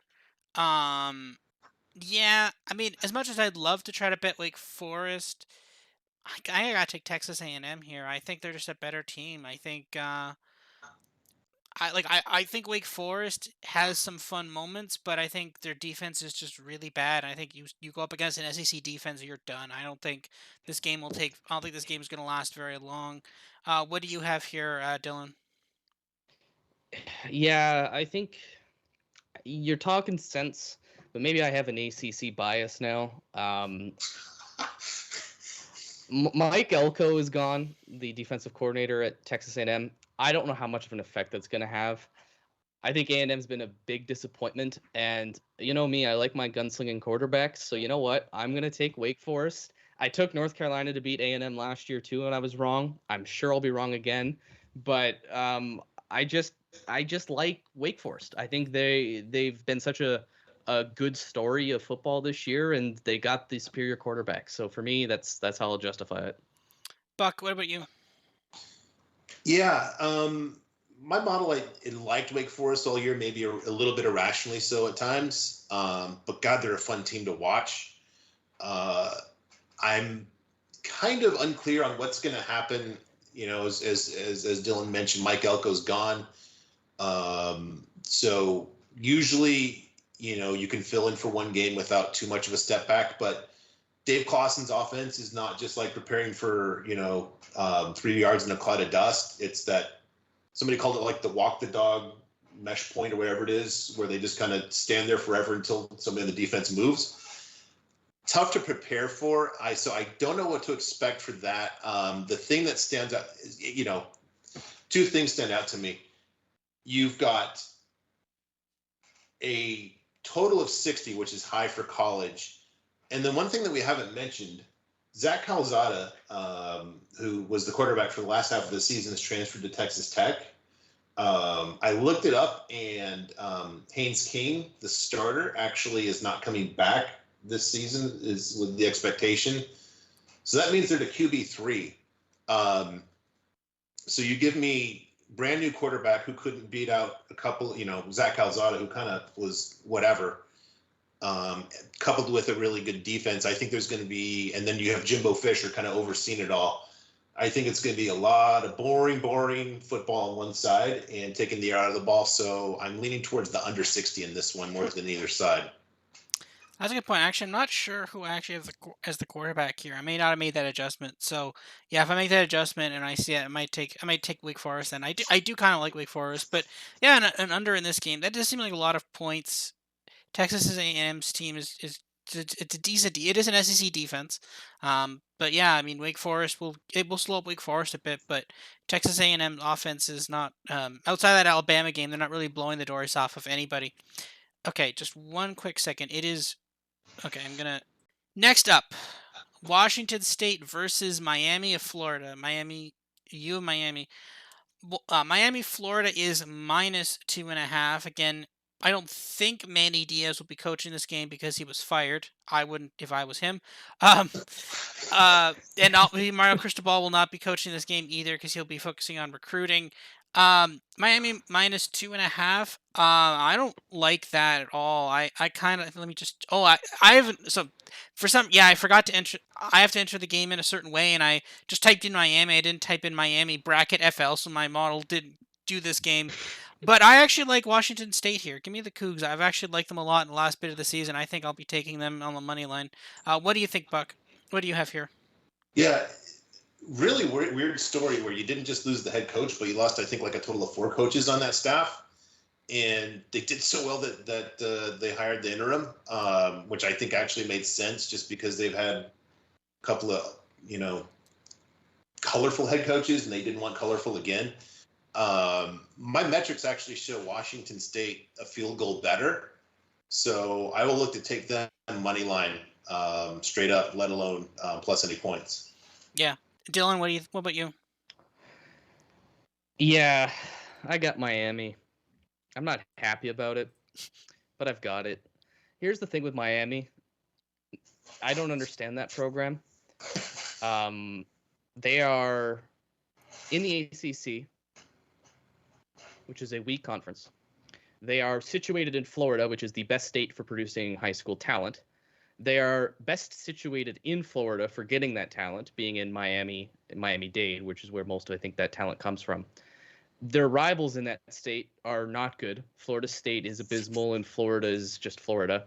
This program should be a perennial 10-win team knocking on the playoff door, and they're just not. But they've recruited decently well. I'll stick with the talent I know. I know it'll be very difficult with coaches that are not there, but I just think Miami's going to win this one. But I'm not betting it for sure. Yeah, I mean, we'll see. I like the Cougs. I love them in the Apple Cup, and they did not disappoint. So I'll stick with my Cougs. Next up, well, we'll pretend this is the last game on the 31st. This is actually going to be the game that'll be right before, or actually no, this game will be happening in between the national championship games, the semifinals. Sorry, Boise State versus Central Michigan Chippewas. Boise State -8.5. Give me the Chippewas here. My model has hated Boise State all year. Usually that's actually been pretty correct. So yeah, give me the Chippewas here. Give me 8.5 points and give me the money line 260. What about you, Dylan? What do you think? Boise State. That's it. That's I don't need to think more about it. I believe the gap between the two was pretty large from when I looked through it. I've always been partial to Boise State too. I like the blue field. I like everything about that program. So I'll take them. What about you, Buck? I've only got Boise 4 better, so I think there's some value on the chips. I haven't seen them play this year, but apparently they've got a running back that's kind of a serious guy that definitely seems like he's going to play in the NFL next season. Always have to be careful about MAC running backs because last year we said all that about the Buffalo running back who was like tearing up all the records, and I have yet to see him in an NFL jersey. So, um, always a little bit of grain of salt when we're talking about MAC running backs and MAC players, but possibly. Now we're going to the New Year's Day Bowls. So this is the noon Eastern New Year's Day Bowl. Arkansas versus Penn State. What is this? Is this the Citrus Bowl? I feel like this is the Citrus Bowl. This sounds like this should be the Citrus Bowl. I'll look that up in a second. But It's the Outback Bowl. Outback Bowl. Okay. Yeah. This bowl is this game is Penn State minus 2.5. Absolutely not. Give me Arkansas. I actually have this about right though. I have Arkansas as about a 2-point dog, so it's about right. But no, I'm not taking Penn State and Franklin. BuckMetrics, what do you got? I've got Arkansas basically 4 points better. So I will always go with the wrong team favored straight up money line. The one thing that concerns me is if Penn State's quarterback is healthy, they might be a little better than what the season metrics indicate. You know, he was kind of hopping around on one leg also, like Auburn's quarterback for a while, and his backup was just horrible. Gosh, and he transferred to a very lesser program. I can't remember where. I can't remember, but that'd be my only concern here is maybe if Penn State's quarterback is healthy, they might be a little better than the numbers. But Arkansas is sneaky tough on both sides of the ball too. Now they lose their offensive coordinator. Or no. Pardon me. No, never mind. I'm here. Okay. Dylan, how about you? Where do you do it here? So remember when I said BYU was a team I could pick really, really well throughout the year? Well, yeah. Arkansas is the team I can't pick at all. I think I haven't picked a single Arkansas game right, whether it's right or wrong. Like whether they win or lose, I'm always on the losing side of it. I'm taking Arkansas, so that probably means Penn State's going to win. But I just don't like Penn State. That's more reason than I think is needed. But Arkansas has been sneaky good this year. They had that period of football where they were beating teams they shouldn't have been beating, or at least we wouldn't have assumed they would beat them. And I think Penn State kind of faltered a bit as the season went on. There was that game against Illinois that was 700 overtimes long. There was the disappointing Michigan game, and then there was the Michigan State game. I just feel more buzz around Arkansas. I think they've been a little bit better throughout the year, and nobody in their right mind should like Penn State. So there we go. Somehow Penn State covered against Ohio State. I have no idea how. That's still a mystery. But it's because Ohio State isn't very good. Apparently. Well, we'll talk about them. They're 3 up. They're up a little bit from now. At the 1:00 game on New Year's Day, and I believe this is. Let me see here. This is. There's two 1:00 games. Kentucky, Iowa. Which game is that? That's the Citrus Bowl. That's the Citrus Bowl. Okay. Kentucky is laying 2.5. I do not care. Kentucky. Buck, what do you have? Yeah. Iowa's just an assault on the senses. How is this 2.5? Why is this 2.5? What do they know? What do they know? Because they played at the Big Ten championship game. Iowa's defense is good, but I don't care. Yeah. I'm just telling you how the numbers get there. I know, but it's just like this is the weirdest. Like this spread makes no sense to me. Like I think anybody who's seen the Big Ten championship game should be putting their mortgage on Kentucky. And that's a little scary though. That's not great advice, but I like you said, Rob. There's no way I'm taking Iowa on this game. This is Kentucky money line. This is Kentucky with the spread. Alt This is spread. Kentucky on the props. Yeah, no, I have no idea why the spread is so short. Like, it's actually come out. I think this was like it's open Kentucky -1. It's like Kentucky -2.5 now. All right, now the game that Dylan will care the most about here. We got Oklahoma State Notre Dame. I believe this is what, the Fiesta Bowl, or Yep, this yes, is it the is Fiesta Bowl. the PlayStation Fiesta Bowl. Yes, Notre Dame is laying 2.5 points. I've got this game as basically a pick, but Notre Dame is down Kyron Williams, who is their star running back. So yeah, my model kind of really liked Oklahoma State against Baylor. That obviously did not pan out. Um, but yeah, like this is an interesting matchup. I think Notre Dame could win this game, but I just don't like them at this price. I'd love them at plus, maybe if they're maybe live betting if Oklahoma State scores early, but I don't know. I don't think I can get behind them at this. Buck, what do you have here? I've got this basically even, but without at least a field goal advantage. I don't think there's any real value there. I do, even though the total's low here at 45.5. I'm thinking about going under, since Oklahoma State's, I'm projecting a total that's at 37, and Oklahoma State's got a defense that can really be trusted. Notre Dame obviously has a very good defense as well. So you've got, excellent defense, good defense. Oklahoma State's offense stinks. Their quarterback's just a known quantity bad quarterback. So even if Notre Dame does score some, I don't think it'll get out of control. And I don't think that, I think about it. I think that Marcus Freeman might just want to really embarrass Spencer Sanders just to kind of, have an audacious debut. Yeah, I'll throw it off to you, Dylan. You get the floor here. Talk about, is Kyron Williams a big loss here, or is this going to be Marcus Freeman's debut here as an elite head coach? Is this the revenge on Brian Kelly game? There's no need to get revenge on Brian Kelly. He's embarrassed himself enough in the last 2 weeks. My family. My family. Okay, so here's the thing. Running backs don't matter, so I couldn't care less that Kyron Williams is sat out. I think Notre Dame is so deep at running back that even if running backs did matter, there's enough talent there to replace whatever you're losing. And that's not to disparage Kyron. He's obviously been very good for the program, but I'm not bothered by that. I'm more concerned with Kyle Hamilton sitting out, the top 10 safety, number 1 safety, but top 10 pick. That was expected, and Notre Dame's played well without him. So what you got here is Oklahoma State seems to have a very good defense, and Notre Dame seems to have a very okay offense, although it has picked up in the second half against poor competition.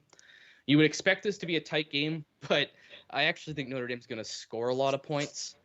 And that's not because I'm just a homer, which is part of it, but I don't think the Big 12 is any good. And I think Oklahoma State having a good defense is within the context of the Big 12, which is weird because that's such an offensive-driven conference. I'm not scared of them at all. I don't think Baylor was particularly scary. I don't think Oklahoma was particularly scary. So with Oklahoma State, I see that as a game where the Notre Dame players are obviously very amped up with Marcus Freeman being named the successor. They're going to want to play for them. Notre Dame was the first team out. They were the 5th team. If Iowa wasn't Iowa, then there could have been a chance Notre Dame would be playing for a playoff game. So I think there's a lot of excitement right now around Notre Dame, and I don't think Oklahoma State is particularly good because I don't think the Big 12 is very good. So I'll take Notre Dame, obviously, but I understand why everyone thinks that's a close game. I just don't buy Oklahoma State, and I saw Baylor put up a lot of points on them in the first half. Mm-hmm. Yeah, I actually agree with that. I want to take Notre Dame here. The model is there. I'll see maybe if they can get if Oklahoma State scores early. I'm taking that. Utah versus Ohio State in the Sugar Bowl, which is now apparently at 5. I always thought it was at 4, but oh well. We're moving it back an hour. Ohio State is laying 6.5. I would love to take Utah here.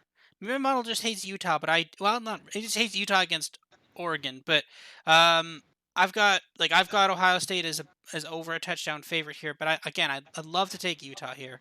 What do you have here, Buck? Yeah, I've actually got Ohio State about 10 points better. So you're kind of at that, over a field goal worth of value. So it might be worth a play. I think there's been some chatter about at least one of Ohio State's awesome receivers being out, which might be a factor. But at the same time, there's like 3 guys that are really good. So it might not be that much of a factor. CJ Stroud playing, in Southern California, he'll probably want to throw for about 500 yards if it's possible. Don't know if it's possible against Utah. What's really cool is, a bowl game where you're going to get each team's best shot for sure. Kyle Whittingham, there's been talk that he might retire if he, after this game. Utah's first trip to the Rose Bowl. I think Utah's going to bring about 60 or pack about 60% of the house from what I've read. Really good game. I probably will bet Ohio State. Just not sure yet. The thing is for Ohio State, like there's a lot of times for the season I've had value on them. Like when they played Michigan, my model loved them against Michigan, and honestly, they played Michigan. I'd probably take them again. I don't think that the result with them versus Michigan is repeatable, but like time and time again, whether or not it was against Michigan, against Penn State. I think there's a couple other Big Ten games there. Oh, Nebraska, they didn't put Nebraska away. Like there's a lot of times they've let these teams just hang along, like hang around and hang around. And if you've got a really motivated Utah team playing like a banner game, that's a little scary. Like CJ Stroud Yeah. is a really good player. Probably is gonna probably could win the Heisman next year, definitely. But you lose a couple of those receivers, maybe a couple maybe an opt out on defense or something. I don't know. This could get really iffy. I don't know. It's a really difficult play for me to figure out. I want to see a little bit more information, but like maybe I find myself taking Utah here. I don't know. What do you think, Dylan? Are you on Utah? No, No. sorry. Despite me saying Ohio State isn't that good, I still think they're better than Utah, and I think having a quarterback that skilled with an offense that explosive. However, who knows if those receivers will be playing. But I just think Ohio State is better than Utah. I'll be rooting for Utah because I think Ohio State is one of the worst programs to be cheering for. The fan base is abysmal. I don't like that program. I feel like a lot of people feel that way about Ohio State. So I'm rooting for Utah through and through. But I just don't think they're going to do it. Yeah, Ohio State is that really showy neighbor, and that's it's not never want to root for them. Um, Baylor versus Ole Miss, and I believe this would be the Sugar Bowl, right? Yep, the Sugar Bowl at 8:45.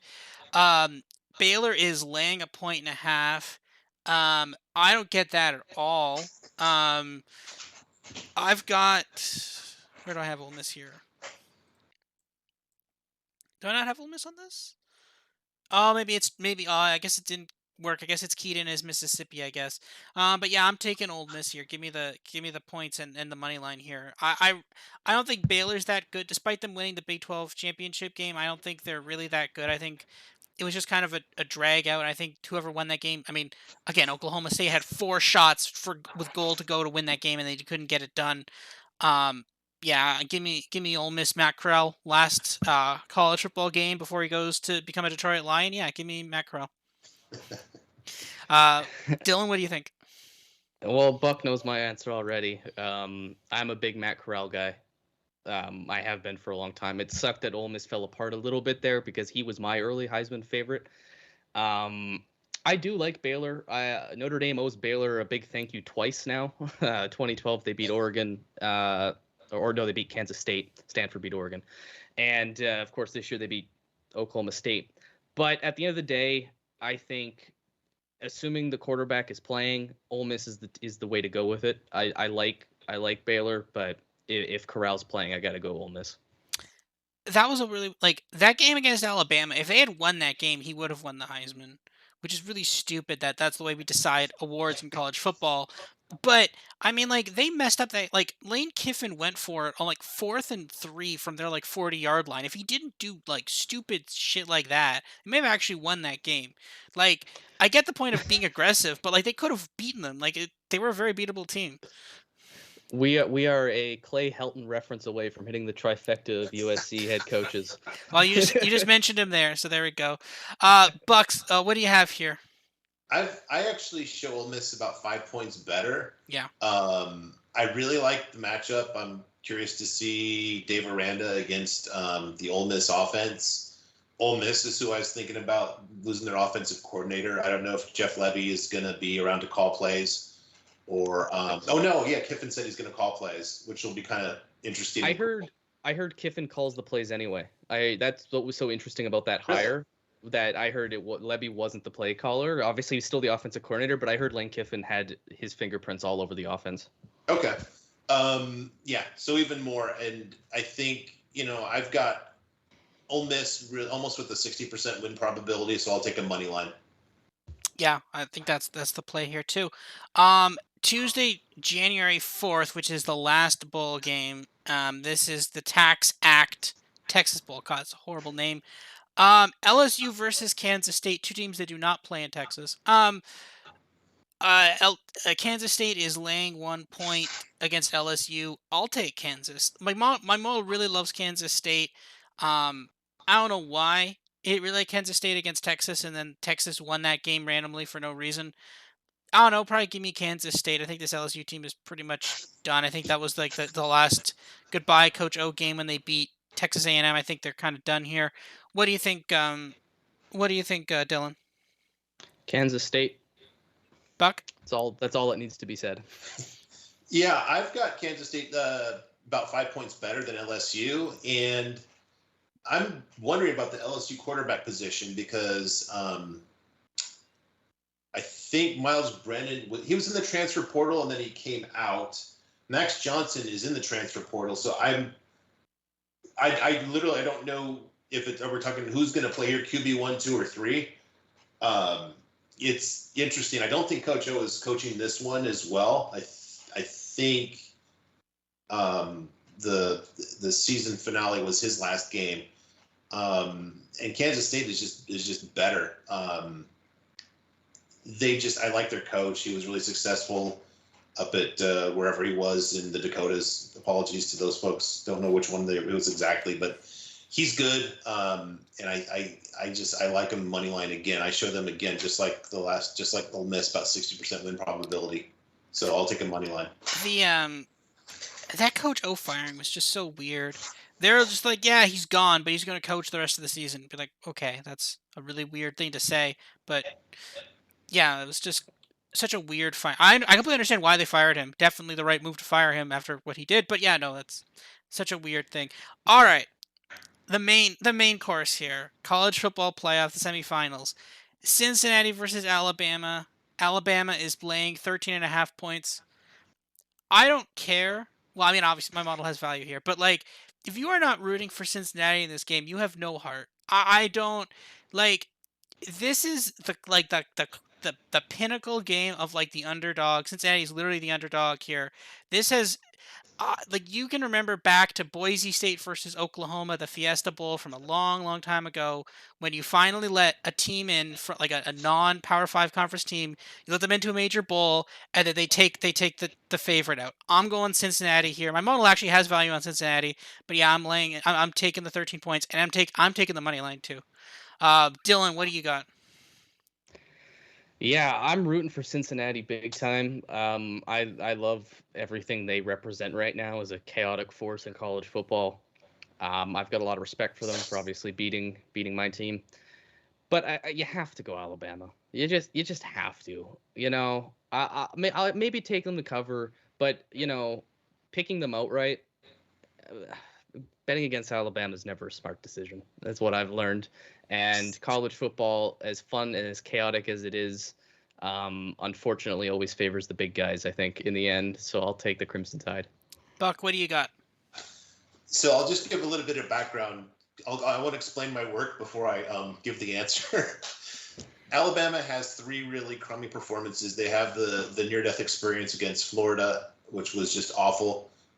They should have lost to Auburn in a really, really bad game, and Auburn kind of stinks. And what makes that worse is that was with Auburn's really subpar backup quarterback. On the other hand, you've got everybody was saying Cincinnati had that stretch where they were just unimpressive for, I guess, pretty much the whole month of October, which doesn't show up in my numbers. But I think on the other hand, you do have this great win at Notre Dame that was not really that close. I think it was a couple scores, if I remember correctly. 11, I think, by the end of it. Yep, and it was on the road, and that has aged really nicely. I don't think they beat today's Notre Dame team by the same margin, but it ages nicely. I give all that background because my model has this game literally even. So I already grabbed the 13.5 as soon as my guy posted a number. I hope you guys are right, but as a fan of a team who's played Alabama twice in their godly program years, I would be very, very annoyed if this is the year Alabama loses a playoff game and we are one spot away from playing them. So I'd be annoyed, but I'd be very happy as a fan because I think college football needs Cincinnati to win this. Yes. Cincinnati wins this game, we get a 12-team playoff, and then you get to make it like every year, so it's all good. Can I say something else though? Yeah, sure, go ahead. I hate that this game is first because who I cheer for in this game depends on the outcome of the other game. So we'll get to that in a second, but I hate that this game goes first. Yeah, I'll quickly say what my model has here. My model actually has Cincinnati at just under a field goal, but yeah, no, very clear value on a plus 13. If you're getting 13.5 points, you got a field goal. That's a very clear value there. Georgia, Michigan. This game, I don't know what to do with this game. Like, I know who I want to win this game, the not SEC team. But like, I've got value on Georgia, but the thing is, my model thought that Georgia was like this god tier defense, and then Alabama smoked them. And the way I keep thinking about this game is this, and I was thinking about this with Alabama too.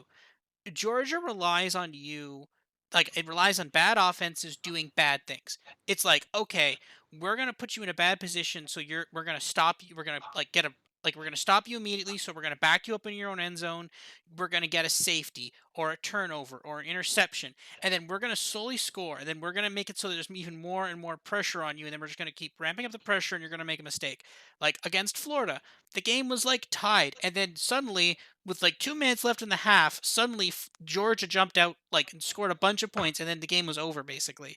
Like that was an insane game with Florida Georgia there, and like the thing of it is, and this is what my concern with Alabama was. I didn't think the 6.5 was enough. I thought Georgia would be able to stop them on defense. If there is a team that can actually score points and put that pressure on Georgia, if you have a competent offense that can actually score points, then you can actually beat this Georgia team. If you have an offense that is not terrible and can actually march down the field and then put the pressure on Stetson Bennett to perform instead of having it so that they score points very slowly and then you have to keep coming back and make more desperate plays, which they get the turnovers, you can win the game. So this is the problem. The question for me in this game is, can Michigan put pressure on their offense? Can Michigan actually score points? That's the only question I have. My model doesn't think they can. I think they can. I think Saban figured something out. But see, that's the other flip side of this game too, because the other question for me is the Alabama versus Georgia game. Did Georgia lose the game because Georgia is not the good defense that we thought they were, and they were actually just pedestrian and beating up on bad teams, or did they lose that game because Nick Saban just destroyed a former coordinator of his, which is something he loves doing? That's the question. I don't know the answer to that question. And this game is going to tell me the answer to that question. But the problem is, if I'm betting on this game, I want to know the answer to that question before this game happens, right? I want to take Michigan. I really do. I'd rather this at 8 than the 7.5 it's at currently. But we'll see. I don't know. Dylan, what do you got here? I reject the premise of this game. I refuse to think that the Michigan P Yellow will be in a college football playoff game. That makes me sick to my stomach, both visually and mentally. I'm surprised it's only a 7-point spread. I would have thought people would have tricked themselves into making this 3. Here's the thing. Alabama is a significantly better offense than Michigan. I can't even put into words how much better Alabama's offense is because A, they have the Heisman winner, and B, they have way better receivers. Michigan has an okay quarterback in Cade McNamara, who shined in a very blah conference this year. The Big Ten definitely disappointed. I think Michigan's got some talented running backs, but I don't think that's going to matter, especially when Georgia has the defense they do have. I think Georgia was a little bit overhyped because of the Clemson game. I think that carried them for a long time. But at the end of the day here, you have Georgia with the better defense. a wash, I would say, offensively. But the defense to me for Georgia is better than Michigan's offense, whereas Michigan's defense will probably stop Georgia's offense, but I trust Georgia's offense to score more than I do Michigan. So I'm going to take the Bulldogs here, not just because I utterly hate Michigan, but because I think that's the smart play. Buck, what do you got here? Yeah. Obviously, these are good teams. You've got the Big Ten champ, and you've got the team that was number one for the entire season, except for the last week of the season. So I don't want you to think that, I'm thinking these teams are bad, but I just want to look at really what sticks out to me in the negative, which is I do not like Cade McNamara against the Georgia defense. Georgia's defense was bad, but to Dylan's point, I don't think there's analog between the Alabama offense and the Michigan offense. On the other hand, Michigan's defense is good enough to make me concerned about this Stetson Bennett thing, which I said on Twitter just seems like a fake punt call that's lasted for 6 weeks. I don't understand what he's doing. JT Daniels is looking at Stetson Bennett and Keita Slovis and saying, God, these guys beat me out for starting quarterback position twice. What's going on here? The numbers say Georgia's 10 points better. My numbers do. I guess I just don't like giving that much when I have Stetson Bennett against a Michigan defense that's good. I think that probably Harbaugh's a better coach too. This would be a good game. It won't be pleasing to the eye. It's not going to be high scoring, but if you just like good football at a high level that doesn't go into, the total of 70s, it'll be a fun game to watch. I can't bet it, but I'll enjoy watching it. Yeah, I think the Georgia defense scores. I think that's how we solve our Georgia offense problem. Is I think Cade McNamara is going to turn over the ball a few times. Yeah, that's the thing, right? Because it's you guys both hit on it, right? 'Cause that was the question I said. Is that if you have an offense that can make Georgia have to do things, you can beat them. But the thing is, you said exactly right. Alabama's offense is much better than Michigan's, right? And that's the thing, right? Now, to be fair, Alabama won by a lot. They didn't win by like a field goal, right? But is that magnitude different, or have people like Nick Saban cracked how to beat their defense very clearly? Can Harbaugh follow that, or is that just because of the talent that they had that they were able to crack it? I don't know. It's a hard call. I don't know. I want Michigan to win this game. I'm sick and tired of SEC SEC versus SEC championship games. I'm sick and tired of them. Give me give me Michigan. But it's a hard call. I could see Georgia. I think if Georgia wins, they cover. But I think obviously Michigan wins, they cover. But I very rarely see a Georgia winning this game by a field goal. I don't see that. I see it's gonna be in my opinion, it's gonna be either Georgia -10 or Michigan wins outright. I think is how I see the game. Do you agree with that, Buck? Yeah, I'm just I've got a strong fact pattern that keeps me from a strong opinion. I guess I put it that way.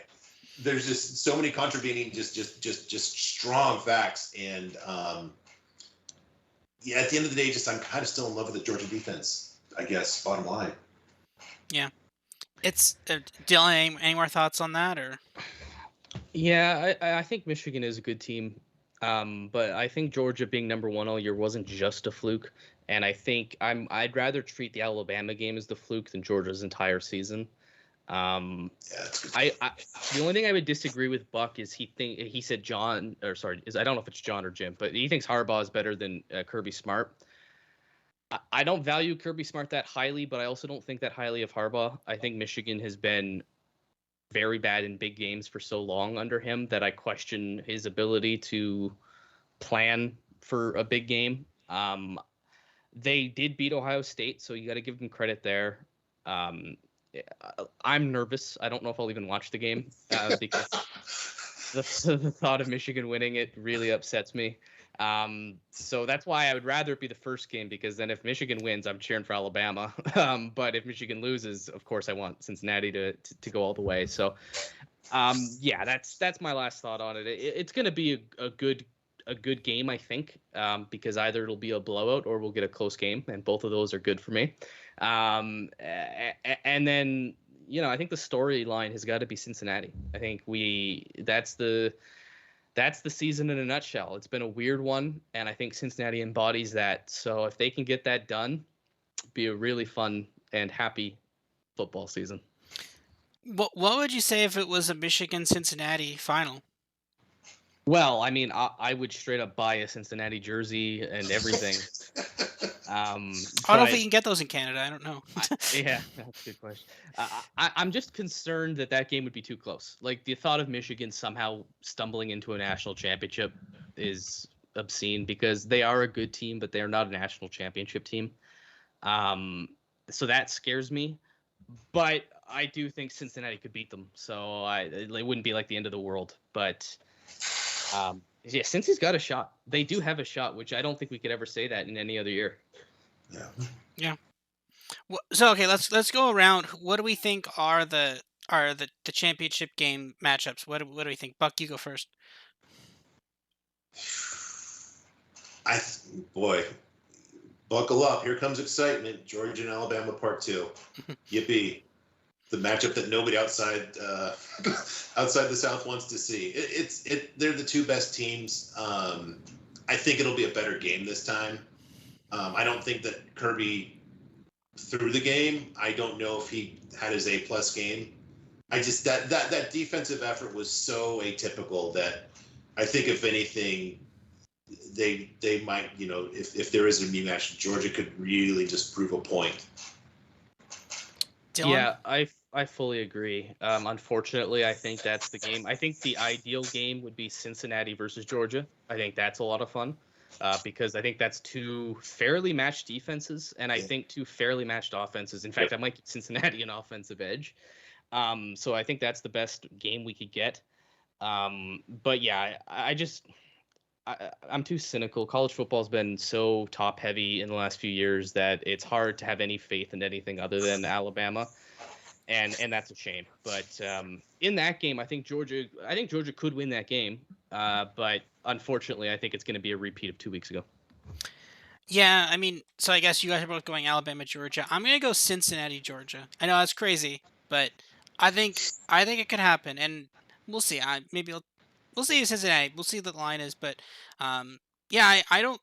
This Alabama team has not been that good, and the question is, was this like? Were they like saving up to beat Georgia? Like, okay, we need to beat Georgia, and then they did it, and then it's like, cool, we did it, and now we're just gonna get run over by this random team that no one saw coming, and like that's the thing, and they've just been they've played a lot of close games. Like this Alabama team, they lost to Texas A&M, they almost lost to LSU, almost lost to Auburn. Like probably should have lost to Auburn, almost lost to Florida. Like this, almost lost to Arkansas. No, yeah, they almost did lose to Arkansas. Yeah, so like no, this is I don't. Yeah, I'm Cincinnati, Georgia. That could be the championship game. But other than that, though, one more quick thing just about Nick Saban, though. He is not immortal. He has not figured out the fountain of youth. He will one day retire. He will one day not be the head coach at Alabama, and then we'll have parity in college football again. But until that day, though, we're still a bit off from that day. But one day he will no longer be the coach at Alabama. But he's definitely the best head coach ever, probably in the history of college football, easily. Yeah. Definitely better than Urban Meyer now. But yeah, So all right, well, thank you everybody for thank you Dylan and Bucks for coming on. It's been a blast. This has been a great podcast, and yeah, let's see how our picks do, and yeah. If you guys want to plug anything, Dylan, you want to plug your podcast? I'll let you go first. Sure. So I run the Four Horsemen podcast at Horseman Pod on Twitter. It's a very Notre Dame podcast. I run it with two other idiots, and all we talk about is the most biased things you can think of. So look for Notre Dame to be national champions next year and every other year after that. So that's about it. But thank you for having me on, Rob. It's been great to talk more college football. No problem. And Bucks, anything you want to plug or anything like that? Your Twitter, go ahead. Yeah, just my Twitter account at Buck BUCK Metrics. Okay, yeah, there's a lot of good stuff on his, and obviously the Four Horsemen podcast, always a really good podcast. And yeah, I'll have to listen to your guys' picks for your bowl picks as well. So yeah, good luck everybody on your picks, and yeah, have a good Christmas break watching some good college. Hopefully some good college football, and hopefully not Michigan and or Alabama winning. See you, Agreed. everybody. Agreed. All right, thanks.